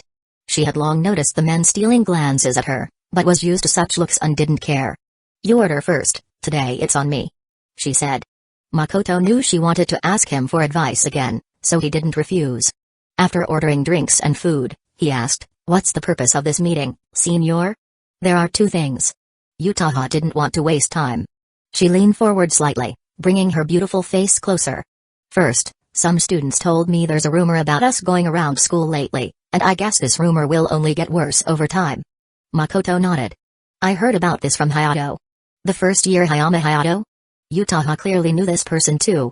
She continued, "I asked you out because I want to discuss how to get rid of this unreliable rumor." "Get rid of it?" Makoto found this word interesting. Utaha smiled faintly. "I don't like things like this, especially since we are friends. I still have a lot to learn from you in the future, so I don't want this little matter to affect our relationship." "Then you shouldn't say get rid of it, but let it keep spreading," Makoto suggested. "Why?" Utaha showed a moment of surprise. Not to mention, that small expression on her made her even more alluring in a different way. Makoto admired her charming look and said, "The best way to handle rumors is to create a bigger, more attention-grabbing rumor. If you try to kill it prematurely, it will only cause a backlash, making everyone even more curious and eager to peek." Utaha thought about it. "Makes sense, but then we need to find something worth the attention." Makoto raised his index finger and smiled like a meme. "I have a plan." Utaha raised her eyebrows slightly. "Explain." Chapter 53, he wants to check academic background. Makoto himself didn't care much about these kinds of rumors. After all, he was determined to win over beautiful girls, and gossip was bound to follow. But Utaha brought it up today, so he could conveniently offer a solution. Once, during a time loop, he had accidentally discovered that the principal had participated in a marathon competition in the Kanda region when he was young, and his results were decent. Therefore, Makoto had talked about this topic with the principal before and found that the principal actually wanted to brag about it but was too proud to bring it up himself. Now, since so much time had passed, no one mentioned that proud period of the principal's youth anymore. The new rumor Makoto came up with was exactly this. Utaha looked surprised after hearing it. "So the principal was once that impressive? I've never heard anyone mention that before."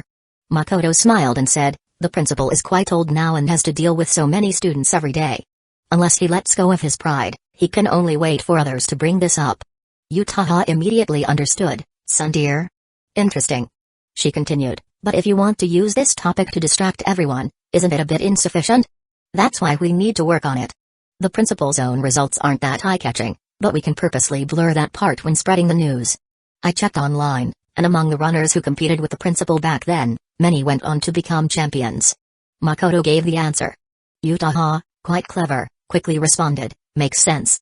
As long as people's curiosity is sparked, when we spread the news, we can mention those champions as well. That way, we can indirectly prove the value of the principal's competition." After saying this, she seemed to think of something and pondered, "By the way, do you think we could get help from social media? A topic appearing in short videos has a completely different scale than one just circulating within the school." Makoto gave a thumbs up, as expected of senior. "You guessed my next plan." Utaha couldn't help but smile. "I just happened to think of it." Then she looked at Makoto's face and casually asked, "You must be pretty good at this, right?" "No, I just suddenly thought of it." "Really? Suddenly thought of it? If you didn't have similar past experience or often deal with this kind of thing, how could you suddenly think of it?" Utaha didn't believe Makoto's words but wisely didn't press further.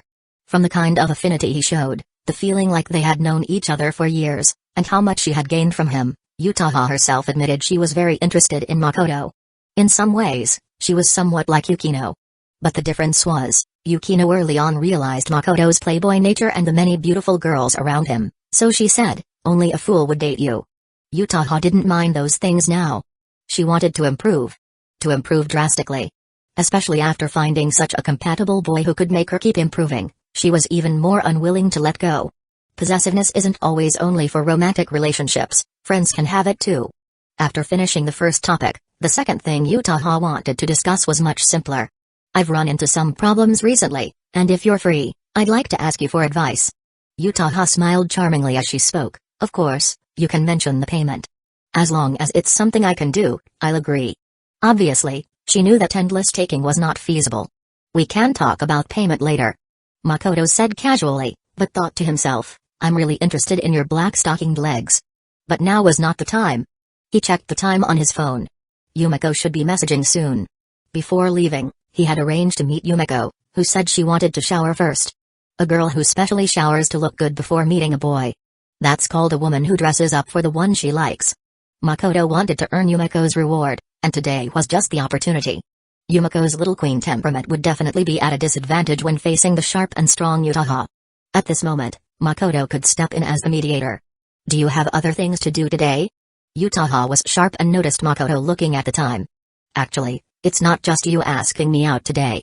Someone else invited me to take photos," Makoto said. Utaha tapped her fair chin. "I see. Another girl captured by your photography skills?" "Captured?" Makoto asked with timely confusion. Utaha calmly said, "Although I don't know many people at school, I do know girls at this age like taking photos. Even if they don't share on social media, they still take selfies privately or check in at scenic spots." "That's true." Makoto nodded. Utaha suddenly smiled playfully. "I haven't seen your photography skills, but the reactions of Akika and the others that day were impressive. I guess you're very good." Makoto deliberately asked, "Senior, want to try?" "No." Utaha refused without hesitation, her smile unchanged. "I'm not interested in such things. Besides, I've long passed the stage of immersing myself in beautiful photos." Makoto said regretfully, "What a pity." "Pity?" Utaha stared into his eyes, the playful smile stronger. "Could it be you've wanted to take photos of me for a long time? Just taking photos isn't enough. What I really want to do is check your academic background." Makoto gave a generic answer. "Senior should say, your appearance is perfect for taking good photos." "Thank you." Utaha first thanked him, then casually tucked a strand of hair behind her ear. This gesture made her look a little alluring. "If you want me to be your temporary model, I'm willing, since you've always helped me and I haven't given anything back." "So you mean an exchange?" "I'd rather call it payment, but you can understand it that way too." "Then forget it." Unexpectedly, Makoto immediately refused. Utaha couldn't help but be surprised. "Forget it?" Makoto said seriously, "Photography has never been a joke to me. Whether I'm taking pictures for Akika and the others, or for someone else, I always do my best. You could say this is the one thing I never want to do half-heartedly." Utaha stared at him in a daze. The girl couldn't help but recall some words she had seen online. For some people, photography is a pursuit of art. Although she didn't fully understand this kind of art, she had indeed seen many high-level photographic works. After her last experience at the bookstore, she was just a little curious about Makoto's photography skills. But seeing Makoto so serious this time, her curiosity and interest, just like Yukino's before, were finally sparked. Utaha even unconsciously adjusted her sitting posture, slightly straightening her back, which also made her chest more prominent. She spoke first. "Sorry, I was not considerate just now." Then, very formally, she asked, "May I be your model?" This time, she did not say temporary. She said model. She needed to learn from him and wanted to improve. If he wanted to photograph her, she had no reason to refuse. However, Utaha didn't know that this serious attitude of hers instantly triggered an expression in Makoto's mind. "Plan accomplished. JPG my pleasure," he said. BTW in case you didn't notice, academic background in here refers to their physical measurement data. I might be wrong, but this is the vibes I'm getting. Chapter 54, 54, Your friend Yukino is applying to join the battle. Utaha's quick agreement was actually expected by Makoto. From the moment they met, relying on the advantage of the time loop, whether in casual chat or serious talk, he always kept up with Utaha's pace. This gave Utaha a feeling, this perfect harmony is amazing. Most importantly, aside from their experiences in the time loop, Makoto was unfamiliar with Utaha in real life. So Utaha wouldn't suspect, did he meet me long ago? Or is he secretly investigating me? After all, they went to the same school, and Makoto's popularity was on par with Hayato's. If he had been digging for information privately, Utaha would definitely know. No prior investigation, and they didn't know each other before. With these two conditions, their seamless interaction made Utaha feel fate was truly mysterious. Previously, when Makoto went to the bookstore to photograph Akika and Itsuki, it was also partly to lay the groundwork for Utaha.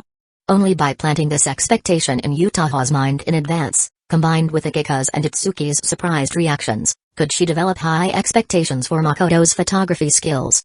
By the time he invited her to be a model, her chances of refusal were very low. Also, as a girl and a top beauty, though she wasn't interested in adolescent girls' obsession with pretty photos, if she could truly get high-quality photos, she would be happy.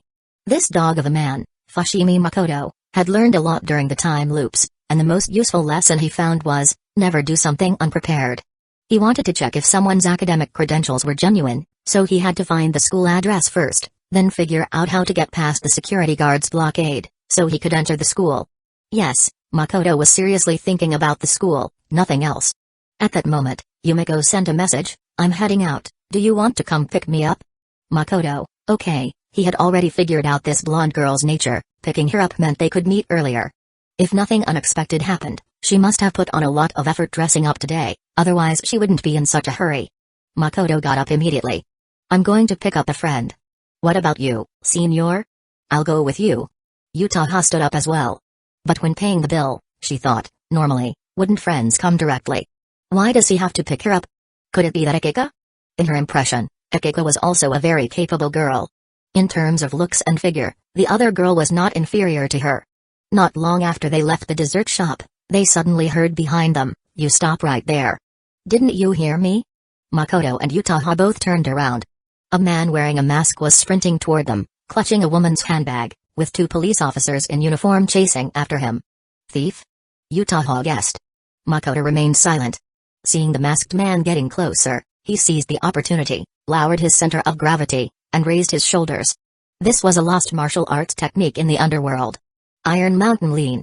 He even controlled his strength carefully, but despite that, with a dull thud, the masked man was knocked sideways, rolling on the ground several times before stopping, groaning in pain. Utaha was stunned. Makoto's move was too sudden. It was like a wild jungler crouching in the grass suddenly ambushing. The two police officers were also stunned but then reacted quickly, sprinted over, and firmly pinned the masked man to the ground. Thank you so much. This guy just stole a woman's bag at the mall. When caught, he even punched the lady. What a jerk. The police thanked Makoto while explaining the situation. Makoto smiled lightly, just a spontaneous act. One young officer asked with interest, hey, brother, what was that move just now? It looked so powerful. Is it some kind of self-defense technique? Makoto, it's a lost skill from an old friend, rarely mentioned these days. Hearing his formal tone, the two officers respectfully nodded. Utaha's eyes flickered. He knows martial arts too? This little incident passed quickly. Utaha casually brought up the previous scene, have you trained in fighting before? Studied it, mainly for fitness. Makoto replied. No wonder you were so agile just now. It must be the result of long practice. Utaha nodded and curiously asked, who is that old friend you mentioned? Makoto, it's complicated to explain, and even if I did, you probably wouldn't understand. Utaha smiled teasingly, how do you know I wouldn't understand if you don't explain? Makoto took out his phone and easily found a video of a middle-parted man. With strong and familiar music playing, Utaha watched the video thoughtfully. When it ended, Makoto put away the phone, and she raised her head with an expression that said, are you kidding me? Makoto shrugged, I said it before, ordinary people rarely understand this martial arts skill. Utaha gave a blank-faced, you're right, I really don't understand. Yeah right, as if. That was obviously a dance video, only somewhat similar to your impact move. 5 minutes later, Makoto and Utaha met the carefully dressed Yumiko. The blonde beauty wore a fitted printed long-sleeve top that easily highlighted her well-developed chest and slender waist. She wore short denim shorts that only a long-legged girl like her could pull off well, showing off fair and tender legs with nice curves. Makoto quickly compared in his mind, their legs were all great. When Yumiko saw Makoto, Her surprised smile hadn't yet blossomed before she was drawn to the tall senior standing nearby. Kasumijoka-senpai? A trace of surprise flashed on her obviously made-up beautiful face. Hello. Utaha nodded lightly. She had seen this blonde girl at school but didn't know her name. After all, Yumiko was far less famous than the Nakano quintuplets or Yukino. At the same time, she was surprised.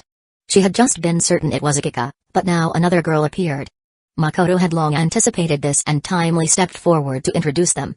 When Yumiko heard that Utaha was here to talk business with Makoto, her smile immediately relaxed. Utaha noticed this detail. Another one.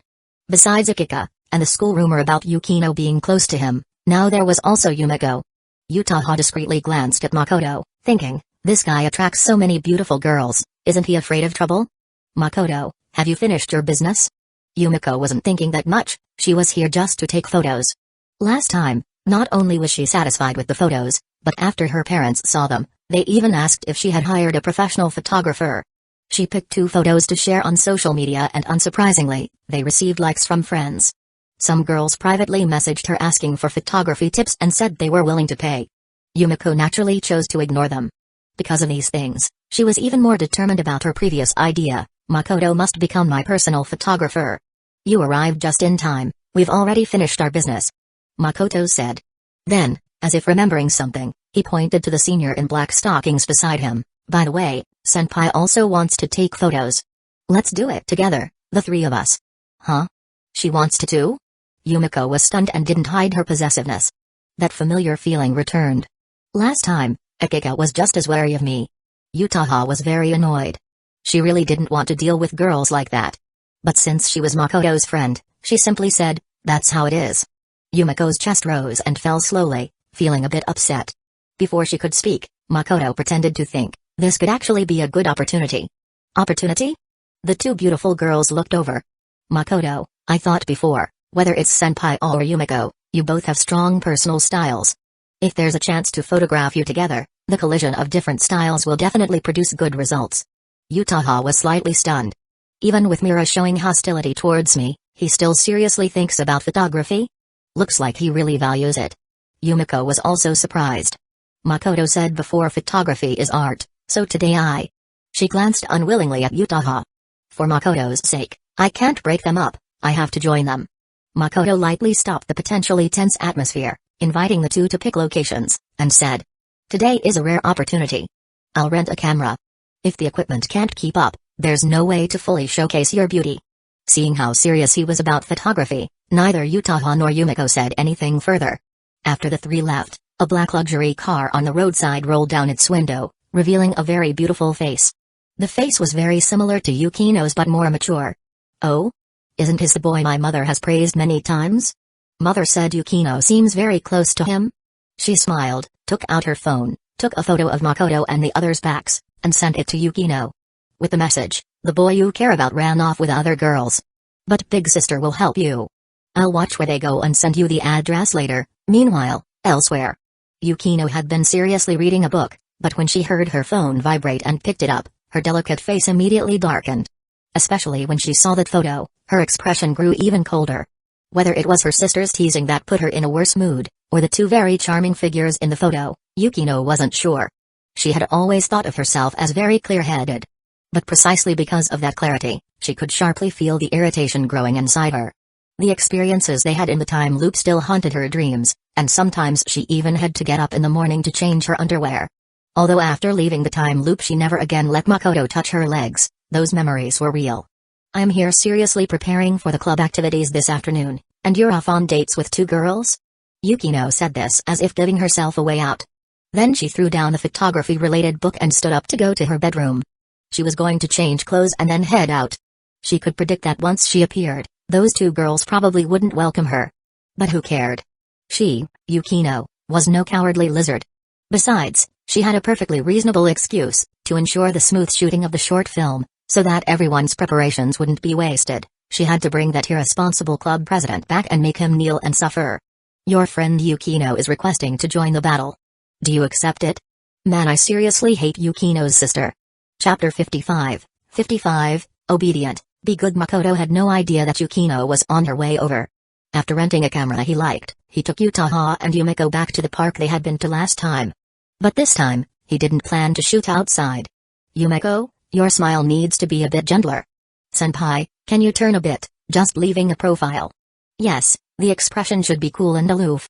The two beautiful girls cooperated with him, posing and finding the right angles. Because Yumiko had experience from last time, she didn't overthink things this time and gave full cooperation. Utaha was a little unnatural. She hadn't considered taking photos to be troublesome before, but today she felt it was. Usually, she either took close-up selfies with her phone or asked family members to take full-body shots. It basically took only about 10 seconds.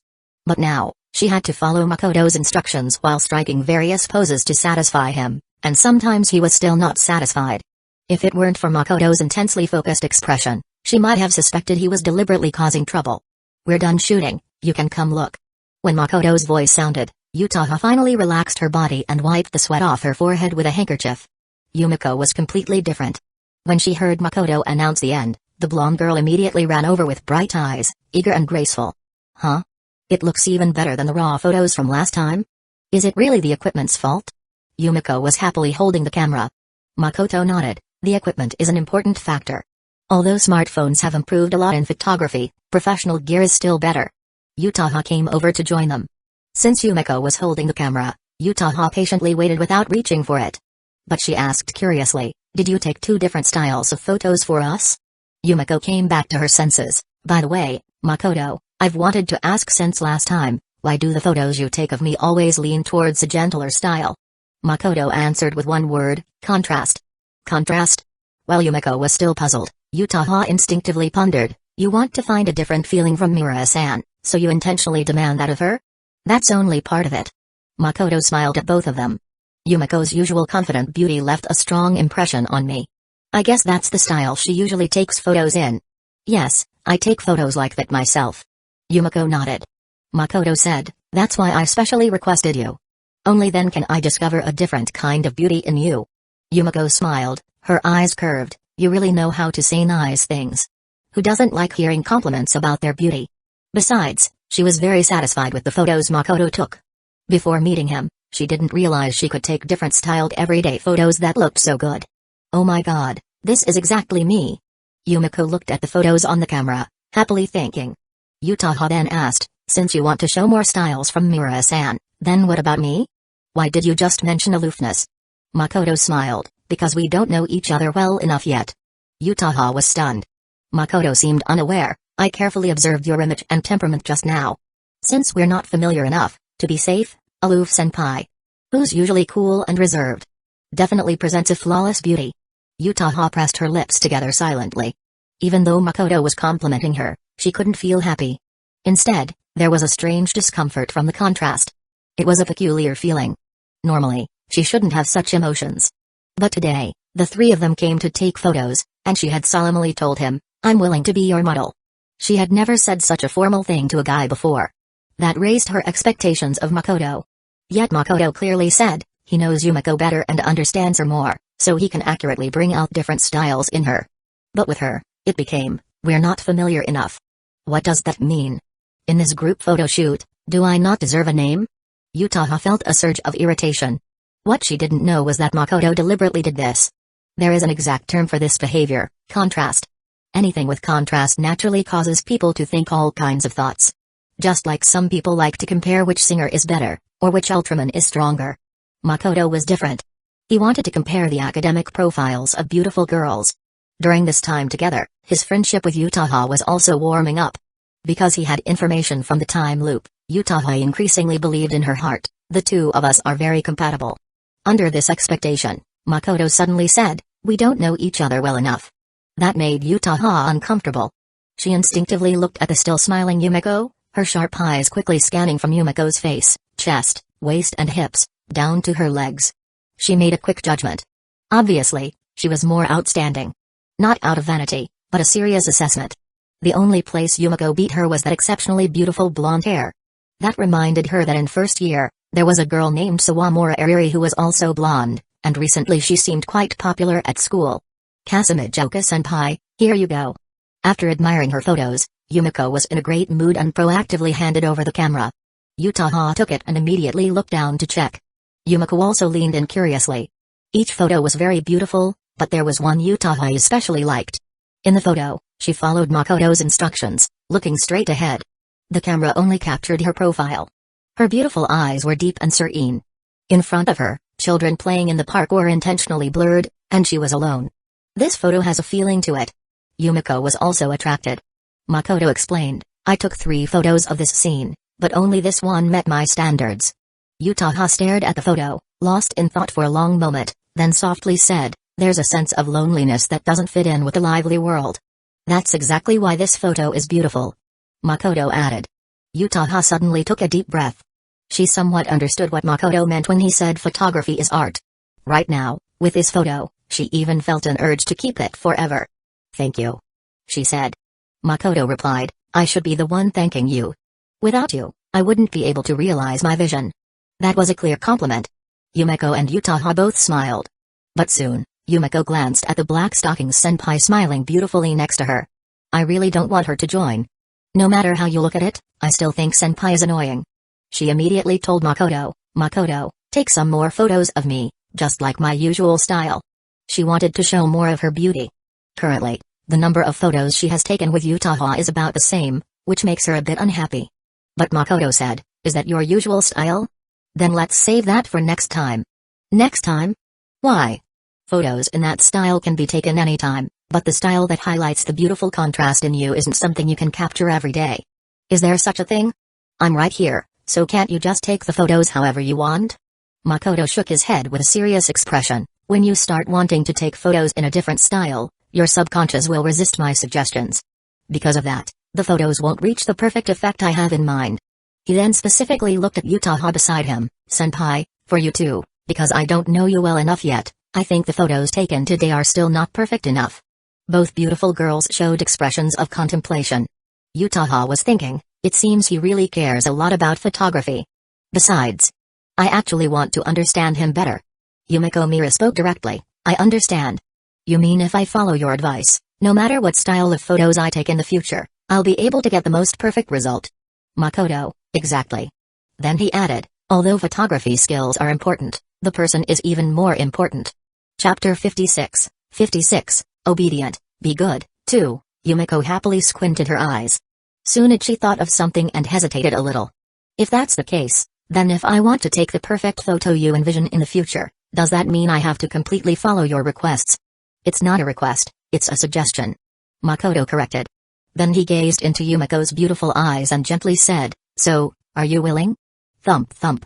Yumiko suddenly felt her heart race. Even though I know you take photography seriously, don't suddenly make such a formal invitation. The girl awkwardly avoided his gaze, slightly turning her body, her cheeks blushing. I actually prefer choosing my own styles, but you're the professional, and you've put it that way. Then I'll listen to you from now on. She said this with a bright smile. A very beautiful smile. At that moment, she didn't even realize that the trust she was developing toward Makoto went far beyond just photography. Congratulations, host, mission complete, mission reward. Miro Yumiko's queen aura can be freely turned on or off. When you activate this aura, people around you are more easily influenced by you. However, because Yumiko's image among classmates varies, the aura will also grant random positive buffs to people nearby. Note, this aura will not cause negative buffs but may cause strange buffs. Before Makoto could rejoice at completing the mission, the system's mechanical voice sounded again. To fully support the host, the system grants you a free item, an unexpected surprise. Makoto's spirits lifted. Deep Blue, let me see your limit. As an old-timer, your energy declines significantly with age. Without sufficient energy, how can you keep improving? Powerful Red Bull, consumable, this item keeps you energized all day. You can freely share it with others. After use, a new can will automatically appear every day at midnight. Nice. That was Makoto's first thought. With this, he could literally train to death or keep training. And not only could he use it during the time loop, but also in reality. Thank you, system. Makoto thought gratefully. You're welcome, host. We will improve together. My internship depends entirely on you. After taking photos, Yutaha still had her own things to do, so she took the initiative to leave. As she left, Yumiko's smile immediately grew brighter. She didn't even bother pretending anymore. Makoto noticed and found it amusing. I'm going home at noon, and since we have some time now, shall we find a place to sit? Yumiko straightforwardly invited. Sure. The two found a fairly busy dessert shop and sat down. The intricately made promotional sign on the counter caught Makoto's attention. The sign said, "Collaboration with Mr. Panda Pan." This was a trap for Yukino, Makoto thought. Since he had already had a drink earlier, he didn't order anything now and just watched Yumiko chat with the waitress. After the waitress left, Yumiko quickly glanced over. "Makoto, are you close with Kasamijoka-senpai?" Her eyes showed obvious nervousness as she asked. Makoto asked back, "Didn't you hear everything?" "Hear what?" "Oh, I almost forgot." Yumiko felt a little embarrassed. She was right there before and heard Makoto say he still wasn't close enough with Utaha. Despite the embarrassment, her mood was better now. "You have club activities this afternoon, right?" "I'll be there too." "Welcome." They talked about daily trivial matters. As they chatted, Yumiko discovered a very attractive quality in Makoto. He seemed to know everything. Whether it was casual talk about tennis or other topics, he spoke confidently. This composed yet emotionally attentive image was extremely attractive to a girl her age. She also noticed quite a few girls stealing glances at them in the shop. Especially the group of high school girls at the next table in uniform, their excited expressions made her frown. Because they were so close, she overheard fragments of their conversation. "Those two don't look like a couple." "Go for it, take that handsome guy." "You're a Shibuya gal, no problem at all." "Don't mind such things." Makoto's voice suddenly sounded. Yumiko was startled. "You heard that too?" Their voices weren't quiet. "Of course, I heard." Makoto said casually. "You're so popular at school, you must run into this often, right?" Yumiko held her head high. "Of course, but I handle it well." "Handle it well?" That version sounded different from what I overheard. Makoto had heard about Yumiko's image among classmates. She doesn't get the atmosphere, always centers on herself, lacks social skills. Of course, these comments came from classmates who didn't have a good impression of Yumiko. Most classmates still admired and feared her. Their words really irritate me. Yumiko frowned, muttering softly. Makoto knew she meant the girls next door and laughed. "It's pointless to let strangers affect your mood. Besides, didn't you notice?" "Notice what?" "They also look at you. That means they actually envy or are jealous of your looks. That's something you should be proud of." "Well, that's true." Yumiko hesitated. Makoto lowered his voice. "I just thought of a spell." "What spell?" "Be good, obedient." "Huh?" Yumiko was stunned, her face flushed slightly, and she gave him a playful glare. "It's childish that you can even say that." She said that but didn't complain about the earlier matter anymore. She was gradually turning into his shape.jpg. Thinking this, Makoto felt he could look forward to the future. Like unlocking more plays. They talked a little more before Makoto went to the restroom. As soon as he left, the girls at the next table suddenly looked over and actively spoke. "Hi, are you dating that handsome guy from just now?" Yumiko's smile instantly disappeared. "I already decided to listen to Makoto and not bother with you girls, and now you even come here?" She coldly retorted, "What does that have to do with you?" The girls were stunned, not expecting Yumiko to be so difficult. The girl previously called a Shibuya gal by her friends was displeased. "You don't have to be so rude." Yumiko said coldly, "You think I don't know what you're thinking? You're nowhere near as good at makeup as I am. Where do you get the confidence to say you'll take Makoto down? Such a strong attack." The girls at the next table were dumbfounded. They were about to get angry, but then their eyes fell behind Yumiko and suddenly froze. Not only were they looking at what was behind Yumiko, other customers in the shop were too. Because Yukino had arrived. "What a beautiful girl," someone unconsciously said. Yumiko also noticed the girls' gazes and looked back puzzled. When she saw the black-haired, straight-haired beauty, her expression changed slightly. "Why is it you?" Yukino seemed not to hear and glanced around but didn't see Makoto's figure. Yumiko was a bit annoyed. "Yukino Shida, why are you ignoring me?" Yukino finally spoke, her voice cold. "Because you asked a stupid question." "Huh? You clearly know me, yet you still ask that. What answer do you expect me to give?" Yumiko was stumped and angrily said, "I meant, how come you're here?" "Yukino, none of your business." "Yumiko." Her chest hurt from anger. She had heard rumors about Yukino and Makoto at school before. Now seeing the real person, especially during her own date, made her uncomfortable. What annoyed her more was that Yukino's attitude was just as rumored, very difficult to get along with. "Excuse me, where is Fushimi?" Yukino, though cold, still remained polite. "Yumiko, did you come specifically to see him?" "Yes." "Oh." Yumiko made a no sound and quickly said, "It's none of your business." After saying that, she felt a little proud. She had finally won the round. However, Yukino looked at her with a caring but slightly dumbfounded expression and was about to say something when Makoto's voice came from beside them. Why are you here? Chapter 57. 57. Damn it, he's enjoying this again. Makoto's appearance was perfectly timed. Yumiko wanted to maintain her image, so she stopped continuing the argument. Yukino didn't want to say that her sister had told her, so she changed the topic. Have you prepared everything for this afternoon's event? Of course. Makoto knew she was hiding something but didn't press further and smoothly said, I prepared a detailed schedule for Akika and the others. Yukino's face showed confusion. A schedule? Her meaning was, why didn't you mention this to me before? Makoto understood and said, at your level, you don't need something like that. Yukino nodded. That was actually true. She had spent so much time in the time loop making up for classes and being played with for so long that she was already very familiar with everything. Damn, those unpleasant scenes came to mind again. Yukino hurriedly suppressed that thought. Makoto seemed not to notice. You sit down first, this shop happens to have something you like. Something I like? Look at the event board at the front desk. Yukino turned her head, and just by glancing at it, her beautiful eyes lit up. Makoto was right. This shop did indeed have something she liked. Now she had no choice but to sit down and chat. Yumiko saw all this and couldn't help but ask, Yukino Shida, are you going to join Makoto's event this afternoon too? Makoto? Yukino expressionless, you asked another stupid question. I'm part of their club, do you think I should participate or not? Yumiko was about to retort when Makoto cut in at the right moment. Yumiko, when will you come over this afternoon? Me? I'll probably just stay at home for a while. Why don't you send me a message then? Yumiko's attention was distracted. She was quite happy that Makoto asked about her in front of Yukino. Seeing those two talking so smoothly just now, she had been a little uneasy. But now it seemed Makoto obviously wouldn't ignore her. Wait, Mira-san is coming to the club? Did she join too? Yukino questioned. Makoto, she wants to visit our club. If she's just visiting, then she should come later. Yukino said decisively. Yumiko was unhappy. Why? Yukino had her reasons. Today is the club's first event, and as Makoto just said, he prepared a schedule for Akika and the others, which means everyone is taking preparations seriously. Yumiko was confused, and then? Yukino began to frown. Don't you get it? Everyone is working seriously for the first club activity. If you, an outsider, suddenly come to visit, it would affect everyone's efficiency and mood. Yumiko didn't like the word outsider. It was as if she was being excluded. She pouted and said, Makoto and I are friends. Yukino replied lightly, I know. Since you know. May I ask, Mira-san?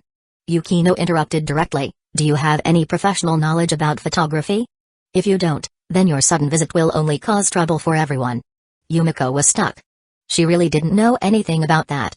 Yukino remained calm and carried a unique pressure, making Yumiko unable to argue and somewhat annoyed. Who does she think she is, acting like the club owner? Yumiko bit her lip and turned to look at Makoto beside her, but saw him deep in thought, seemingly pondering something. Yukino noticed this too and directly asked, what are you thinking about? Makoto seemed to snap back to reality and said with interest, I suddenly thought that since Yumiko has such outstanding looks, she'd be perfect for a cameo in our short film. Me? Yumiko was stunned, pointing at her own face. Makoto briefly explained the short film shooting plan. Yukino's face remained calm, but her tone was doubtful. Did you really just think of that now? Why do you ask that? Makoto looked at her confidently. Nothing. Yukino didn't find anything suspicious and dropped the subject. Though she still suspected Makoto was deliberately changing the topic. After all, these two were already calling each other by their first names. Remember, this guy only just recently started calling her Yukino. No, I'm actually getting more and more concerned about this. Yukino suddenly snapped awake. Then she thought about the information her sister sent, and how she had left the house angrily without hesitation. I seem to be getting less clear-headed. Yukino clenched the drink cup tightly. Makoto kept observing Yukino's expression and saw her suddenly zoning out, but he didn't call her out on it and instead continued asking Yumiko, are you interested? A cameo role or something? It does sound pretty fresh. Yumiko was clearly interested. Suddenly, Yukino spoke, Mira-san, have you ever studied acting? Yumiko's expression stiffened, no. She thought Yukino was going to criticize her again, but this time Yukino just responded with a simple and dropped the topic entirely. Yumiko found this strange. However, Yukino's sudden question did make her think. She didn't understand photography or acting. If she visited Makoto's club, could she really help? Yumiko hadn't realized it herself, but she was originally curious and wanted to visit the club. But after Yukino's continuous questioning, her usually warm heart began to wonder, could she actually be helpful? At that moment, Makoto's voice sounded, Yumiko, you don't need to overthink. It's just a cameo role, so acting skills aren't necessary. I got it. Yumiko's voice was low as she nodded, having made up her mind. At 11 in the morning, after the three left the shop, Yumiko unexpectedly took the initiative to say goodbye. Yukino looked at the blonde girl's back, her tone sounding surprised. You didn't take the chance to say a few words to her. That's surprising. Makoto followed up, what should I say? Yukino turned back, arms crossed, naturally locking eyes with Makoto. According to your formula for calling me Yukino before, since you already called her Yumiko, it means you're going to try to win her over. Makoto didn't deny it, what you said earlier already influenced her. That's why I'm surprised you didn't talk to her. There's no rule that two people must talk face to face. Oh. Yukino responded faintly. Her expression and tone made it impossible to see her true thoughts. She finished her question. Now it was Makoto's turn. More than that, I'm more curious why you appeared here. Yukino was silent. Makoto boldly guessed, you were following me? Yukino glanced at him. Do you think I would do such a boring thing? Unexpectedly, Makoto laughed. Thanks for ruling out a wrong answer for me. Yukino was a bit startled and hadn't yet spoken when Makoto laughed again. Someone specifically told you about my whereabouts, right? That was surprisingly sharp. Yukino was a little surprised. Chapter 58, 58, damn it, he's enjoying this again, too. Makoto looked at her delicate face and continued, let me guess again, one of your acquaintances happened to see me on the street and told you. In your circle of acquaintances, the only person I can think of who would do that is Miss Haruno. Yukino didn't say a word. Although she knew Makoto was clever, she hadn't expected him to guess so quickly and accurately. And since he already guessed it, the upcoming conversation would be an awkward topic for her. Sure enough, just as Yukino had that thought, Makoto said, this kind of thing isn't hard to guess. What really interests me is that you're actually willing to come out looking for me. Yukino pretended to look elsewhere. Are you done talking? If so, I have to go. Not going to eat together? Makoto invited, since you care so much about the short film plan, we might as well chat a bit. Yukino paused and looked back, cautiously asking, to your place? Makoto looked relaxed. Going to your place is fine too. Just the two of us? She asked again.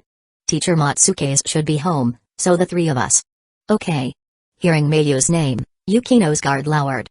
She really couldn't help but be cautious. Last time, someone used the chance of showing her photos to make a move. The thing Yukino couldn't accept most was that after he made a move on her, she gradually started feeling something. She was suppressing the shame stirring inside her, but then saw Makoto laugh happily twice. You finally didn't refuse. This feeling of relief and relaxation was clearly shown, making Yukino a bit puzzled. Were you worried I'd reject you? Makoto met her gaze. Yes. Yukino immediately showed a sarcastic smile. So you worry about that too? Should I be happy then? Makoto's tone remained unchanged. If you want to be happy about it, that's fine. Because I really thought about whether you would keep avoiding me. Yukino's smile froze. Had she been avoiding him? The girl couldn't give an accurate answer right away. Since that embarrassing time loop experience, she had tried to avoid spending time alone with him. All to prevent him from teasing her legs. But now, seeing Makoto completely relaxed, Yukino's feelings became strange again. Because what he just said was almost an unmasked expression of, I care about you deeply. While sorting through her fluctuating emotions, her eyelids lowered slightly, and the usual coldness in her expression quickly diminished. I don't really want to talk about this. Makoto said, then just come cook at my place, it's almost mealtime anyway. Yukino responded with a hum. When they arrived, Yukino changed into slippers and stepped inside first, casually surveying the surroundings while reminding him, you should go notify Mayu-sensei first. She really didn't dare be alone with that person. Makoto replied with a okay. After 2 minutes, he returned to the door. Mayu-sensei doesn't seem to be home. What? Yukino turned sharply. Makoto asked, should I call and check? Yukino paused for a second and pulled out her phone. I have her contact. Then you do it. Makoto also entered. Seeing him walking toward her, Yukino inexplicably felt her legs weaken. When she dialed Mayu's number and heard that Mayu was having lunch outside with Yumiko, Yukino's heart sank instantly. She thought, I've walked right into the tiger's den. Makoto, secretly watching her, thought, before you called, I already confirmed via text she wasn't home. Yukino hung up the phone, trying to sound calm. Mayu-sensei is having lunch with Yumiko-sensei, probably won't be back until the afternoon. Makoto feigned indifference, then I'll start cooking. Seeing how serious he was, Yukino couldn't help but think, maybe I'm overthinking this, he really just invited me to eat and discuss business. Makoto plugged in the rice cooker, washed a plate of grapes, and placed it on the table. You sit first. Yukino nodded and sat opposite him. Makoto got up again to brew tea. Yukino stared at his figure for quite a while, increasingly feeling maybe she was overthinking it. Then she recalled his earlier words, whether you would keep avoiding me. When Makoto brought the tea over, she suddenly spoke, I didn't. What? Makoto seemed not to understand, looking up. Yukino met his eyes calmly, I didn't deliberately avoid you. That was the truth. She just didn't dare be alone with him. If they met at school or the cafeteria, she would greet him. Thanks. Makoto said. Seeing him so serious today made Yukino feel a little unsettled. Recalling how guarded she had been just now, she felt her cheeks flush. But at that moment, while pouring tea, Makoto said, actually, I was just pretending earlier. Yukino froze. Their eyes met again, and he said directly, I can probably guess what you're thinking, so I wanted to see the confident look you get after your brain CPU runs at full speed and comes to a very certain conclusion. Yukino's face started to blush. Makoto smiled at her, I have to admit that Yukino is really cute. Shut up. Her voice turned cold. The redness on her face was too obvious, clearly showing her embarrassed annoyance. This guy was just as bad as before. Yukino flushed, glaring angrily at him. As their eyes locked, she noticed Makoto's gaze was completely clouded. Full of impurities. No, that look. Yukino suddenly shivered. Last time when he teased her legs, he looked exactly like that. The next second, Makoto came to stand in front of her. Because she was sitting and he was standing, the top-down angle perfectly captured the rosy flush on her face and the pure white calves pressed together beneath her long skirt. Although I was pretending earlier, there's one thing I wasn't. Makoto said, bending down to look into her nervously sparkling eyes, I really was worried you'd avoid me. Yukino tried to avoid his gaze. She had just solemnly said she wasn't avoiding him. Did that mean she had to deny her own words now? Also, this guy was way too close. Looking at his face so close, she suddenly realized something. Oh no. This guy wanted more. Unfortunately, she reacted too late. When she opened her lips shyly and flusteredly, don't. Before she could finish the sentence, Makoto kissed her. At the moment her first kiss was taken, Yukino's whole body tensed. Even she found it absurd that her first thought was, damn, he really made me feel good again. The second thought was, kissing can really make you weak? Finally, I must be crazy. At 37 degrees, Yukino was charming and adorable. Chapter 59, Yukino at 37 degrees is very cute. After her first kiss was taken, Yukino was genuinely stunned for a moment. I guessed he wanted more. But I didn't guess he would dare to want it so much. The brief confusion passed, and Yukino was certain her mind had regained clarity. But her body really had no strength left. Admit it, she had feelings. That sentence echoed again in her mind. If she had no feelings, how could he have succeeded? How could she now have no strength even to push him away? Her previously tense body gradually softened from that first kiss. Her hands had actually already fallen onto Makoto's chest. If she used all her strength, she could push him away. But she felt she couldn't do it. Why couldn't she? Maybe she couldn't find the answer for now. Or perhaps, she didn't dare to look for that answer. An unconscious sound escaped her mouth. Her moist eyes were already closed, not daring to open. That perfectly flawless and beautiful face now floated with two rosy clouds, fully showing the embarrassment and anger of this perfect girl. She could feel Makoto's warm hand around her waist. What kept her from being too nervous was that he only held her waist. No other movements. Otherwise, she would definitely have pushed him away forcefully. After a moment, their lips parted. They sat together on the same sofa. Yukino seemed to struggle to open her eyes, and the first thing she saw was still Makoto's face. Their eyes met, and she panted heavily. At such close distance, even if she wanted to avoid his eyes, she simply couldn't. She gave up hiding her embarrassed anger, biting her lip. You went too far. Obviously, when Makoto had just changed his face, she had expected him to tease her legs again. That's why she said he went too far. But Makoto said, I thought you would push me away. Yukino was momentarily speechless. Yeah, she should have pushed him away. Still biting her lip, her beautiful eyes glanced downward. Let go. She meant the hand Makoto had placed on her waist. Last time he dared touch her legs, now he dared touch her waist. What would come next? Of course, Makoto was not going to obey her. Their eyes met again. Yukino, who had never been in a relationship before, instantly understood the look in Makoto's eyes. He still wanted to kiss me. Then, Yukino's guess came true. She could only make a muffled sound. It sounded like struggling, yet also like resignation. And this time, she still didn't push Makoto away. At this moment, the usual cool and distant aura she carried was completely gone. The poised and composed perfect girl? No. Now, she was just an ordinary girl who could feel flustered and embarrassed. Most importantly, the moment before Yukino closed her eyes this time, her gaze was somewhat dazed. The only sign of her restraint, or rather pride, was that her hand was still pressed against Makoto's chest. It seemed this powerless resistance was the only thing preventing her from being further bullied. Yes, Yukino felt he was bullying her. Last time, too. This time, too. All those times he teased her normally were like this. How should she best describe him? Yukino couldn't find the answer for now. But after the second kiss, she clearly realized she really didn't resist. She even wanted to cooperate, but because of complete inexperience, she didn't know how. After all, she had long since moved past the phase of being obsessed with romantic works. In her impression, dating should start with holding hands and going on dates. The first kiss should be the big event. But that jerk Makoto skipped right to the climax. After an unknown amount of time, Makoto finally let go of Yukino. Yukino didn't wait for him to speak. She sat up straight first, raised her hand to fix her messy bangs, and pursed her lips saying, "You went too far." The exact same words as before. They showed how flustered she was to the point of not knowing what else to say. Makoto sincerely said, "Cute." As expected, this remark drew an angry glare from Yukino. Makoto thought she became even cuter. She obviously had a lot to say, was terribly shy, yet still forced herself to stay calm and weakly protest. Cute, indeed. Yukino also knew her words had no deterrent power. She turned her face and said in a tone even she wasn't sure about, "You should go cook."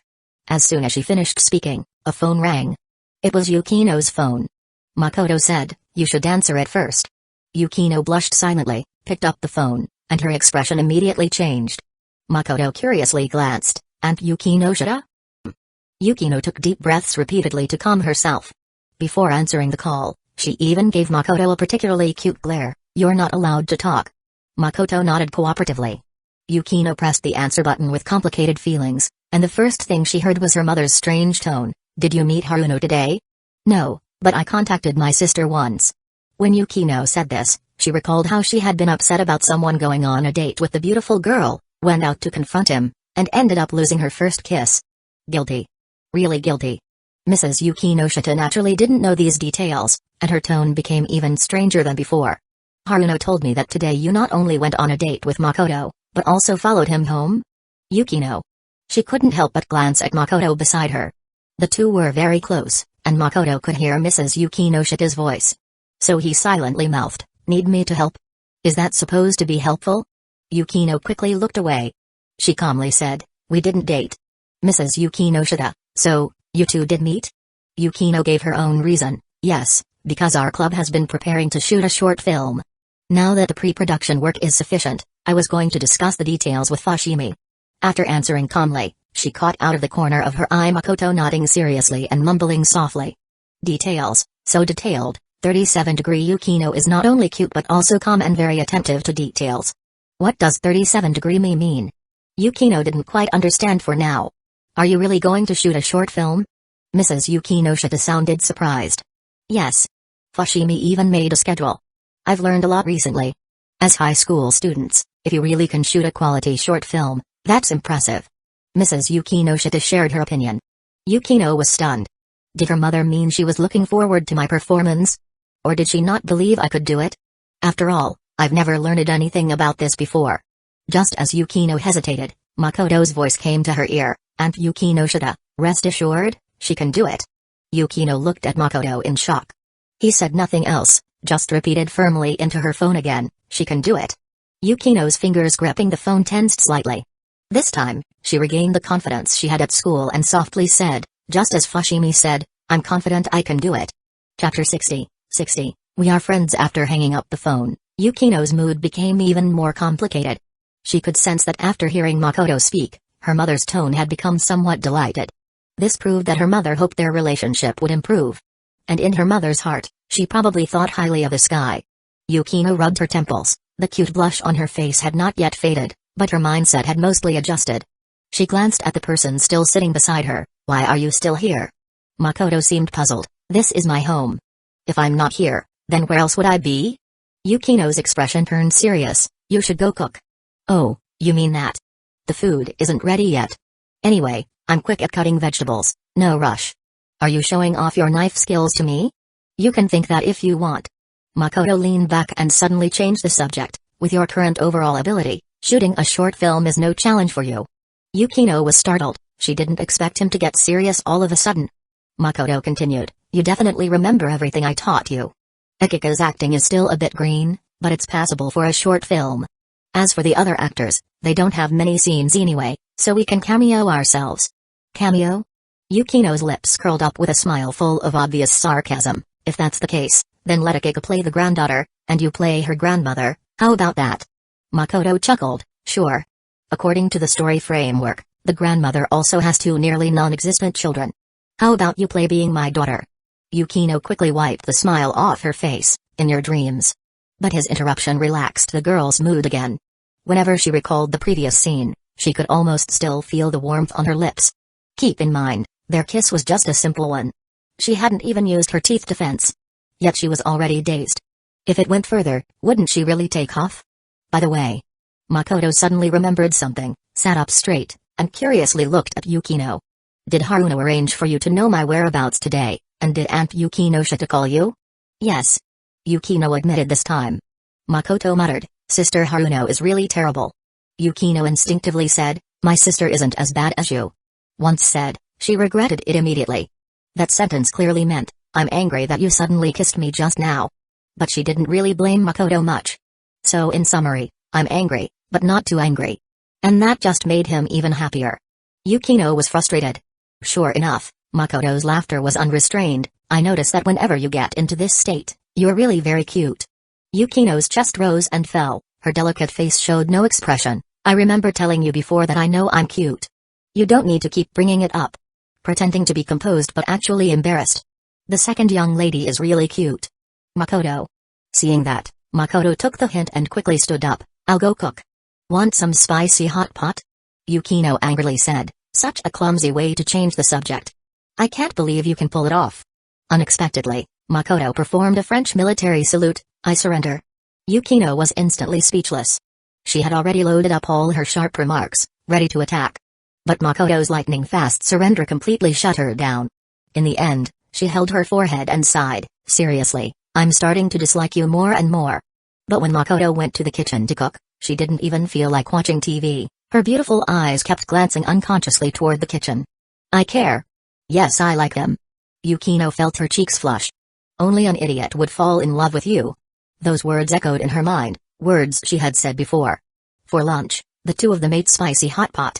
Makoto had liked spicy flavors even before he traveled through time, but to accommodate Yukino, he deliberately toned down the spiciness. After finishing the meal, Yukino was ready to leave. There was a group activity in the afternoon, and she needed to go home and take a shower. The spicy hot pot tasted quite good, but for a girl like her with waist-length hair, it was easy to carry a slight smell after just one meal. As a clean-loving girl, she naturally couldn't allow herself to have any odor on her. Do you want me to walk you home? I don't have anything else to do anyway.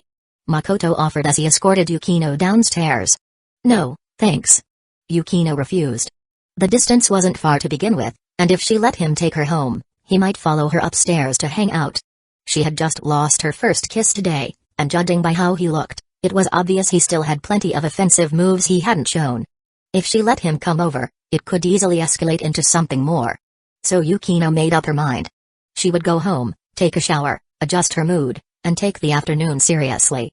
As for the first kiss he had stolen from her, that would just have to wait for now.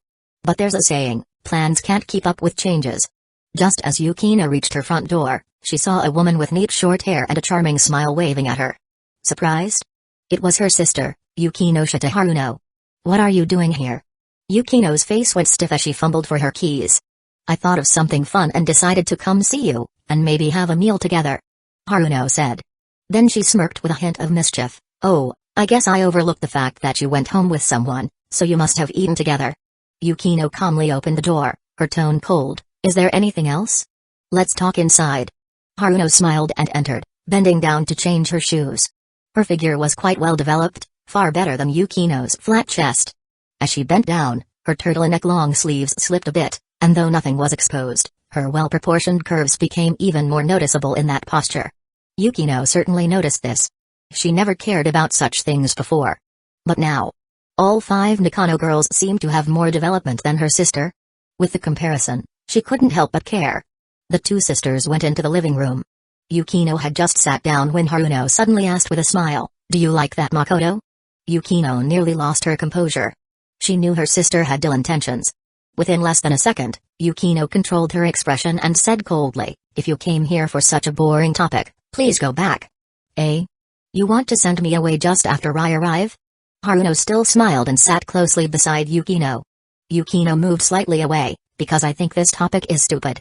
"Haruno, but I really can't help but suspect it. You went home with a boy for the first time, and you even ate at someone else's house." Yukino said without hesitation, "We're friends." "Just friends?" Haruno pressed. Yukino paused for a moment and answered seriously, "Friends.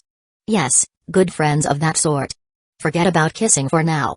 Chapter 61, We are friends, too. Although the afternoon was the first club activity, since no equipment was prepared, Makoto only planned to familiarize everyone with the script and discuss the roles of extras. When he finished packing to leave, Yumiko sent a message. Seeing the chat window show, "Have you already left?" Makoto had a guess. Usually, Yumiko messaged him directly about things.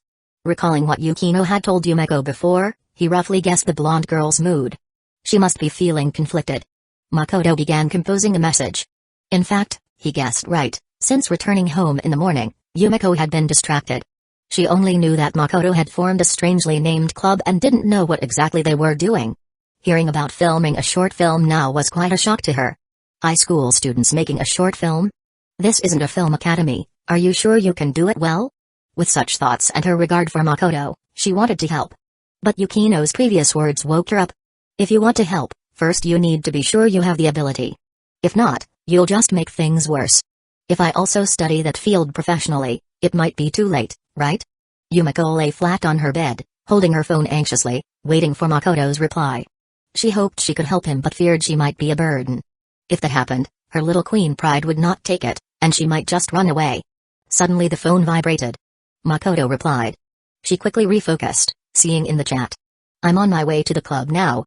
By the way, Yukino's earlier words didn't mean anything else. She really values this short film and doesn't want anyone to make mistakes. Yumiko? Oh, I didn't really care about her opinion anyway. After all, I'm not close to her. Then the girl hesitated. She wanted to speak her mind but doubted her ability. After all, it was an unfamiliar field.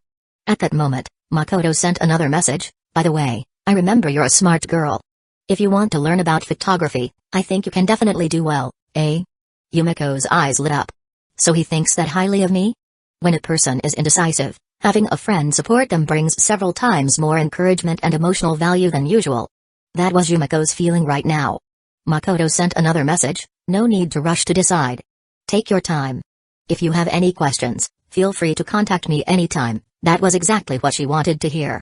Excited, Yumiko lost grip of her phone, which fell and slapped her face. She jumped up in pain, holding her forehead with one hand and quickly typing with the other. "You mean, on call anytime?" Makoto was momentarily stunned when he saw this message. In Chinese, this sentence had a silly homophone pun meaning sleeping until. He immediately replied, "Yes, on call anytime, Yumiko, then it's settled." No backing out, even through text, Makoto could feel her joy. If Yumiko works hard in this direction, what will she become in the future? Makoto had said before that her appearance was very suitable for acting, and he wasn't joking. She was very pretty, confident outwardly, well-developed, and with that striking golden hair, she was naturally a beauty. In the afternoon, Makoto met with others in the club room. After a few hours of adjustment, Yukino had completely returned to her usual self. After briefly greeting Makoto, she got straight to work. During that time, she casually chatted with Itsuki and found that the latter really was as serious as Makoto had said in everything she did. Yukino admired such a girl. Then looking at Akika over there. Although she was also seriously discussing things, she kept finding excuses to chat with Makoto. That annoyed Yukino. She frowned. Then she realized she was increasingly bothered by such trivial matters. This made her feel conflicted. This short film, except for the heroine played by Akika, has very little screen time for others, so I planned to ask some classmates to help. Makoto told everyone. Akika and Itsuki both expressed approval. Only Yukino pondered and asked, "So, you want to change the heroine's age?" In your story, the heroine is a child. Makoto laughed. Akika is the ace of our club, so the heroine has to be her. Changing the age won't affect the story's integrity. That's true. Yukino had no objection. Akika was an actress and definitely more professional in this aspect than herself. By the way, if anyone gets tired, have some of this. Makoto took out a bottle of powerful Red Bull. Where did you pull that out from? How come I didn't notice you bought any energy drinks? Akika glanced beside Makoto, confirming there was no bag carrying drinks.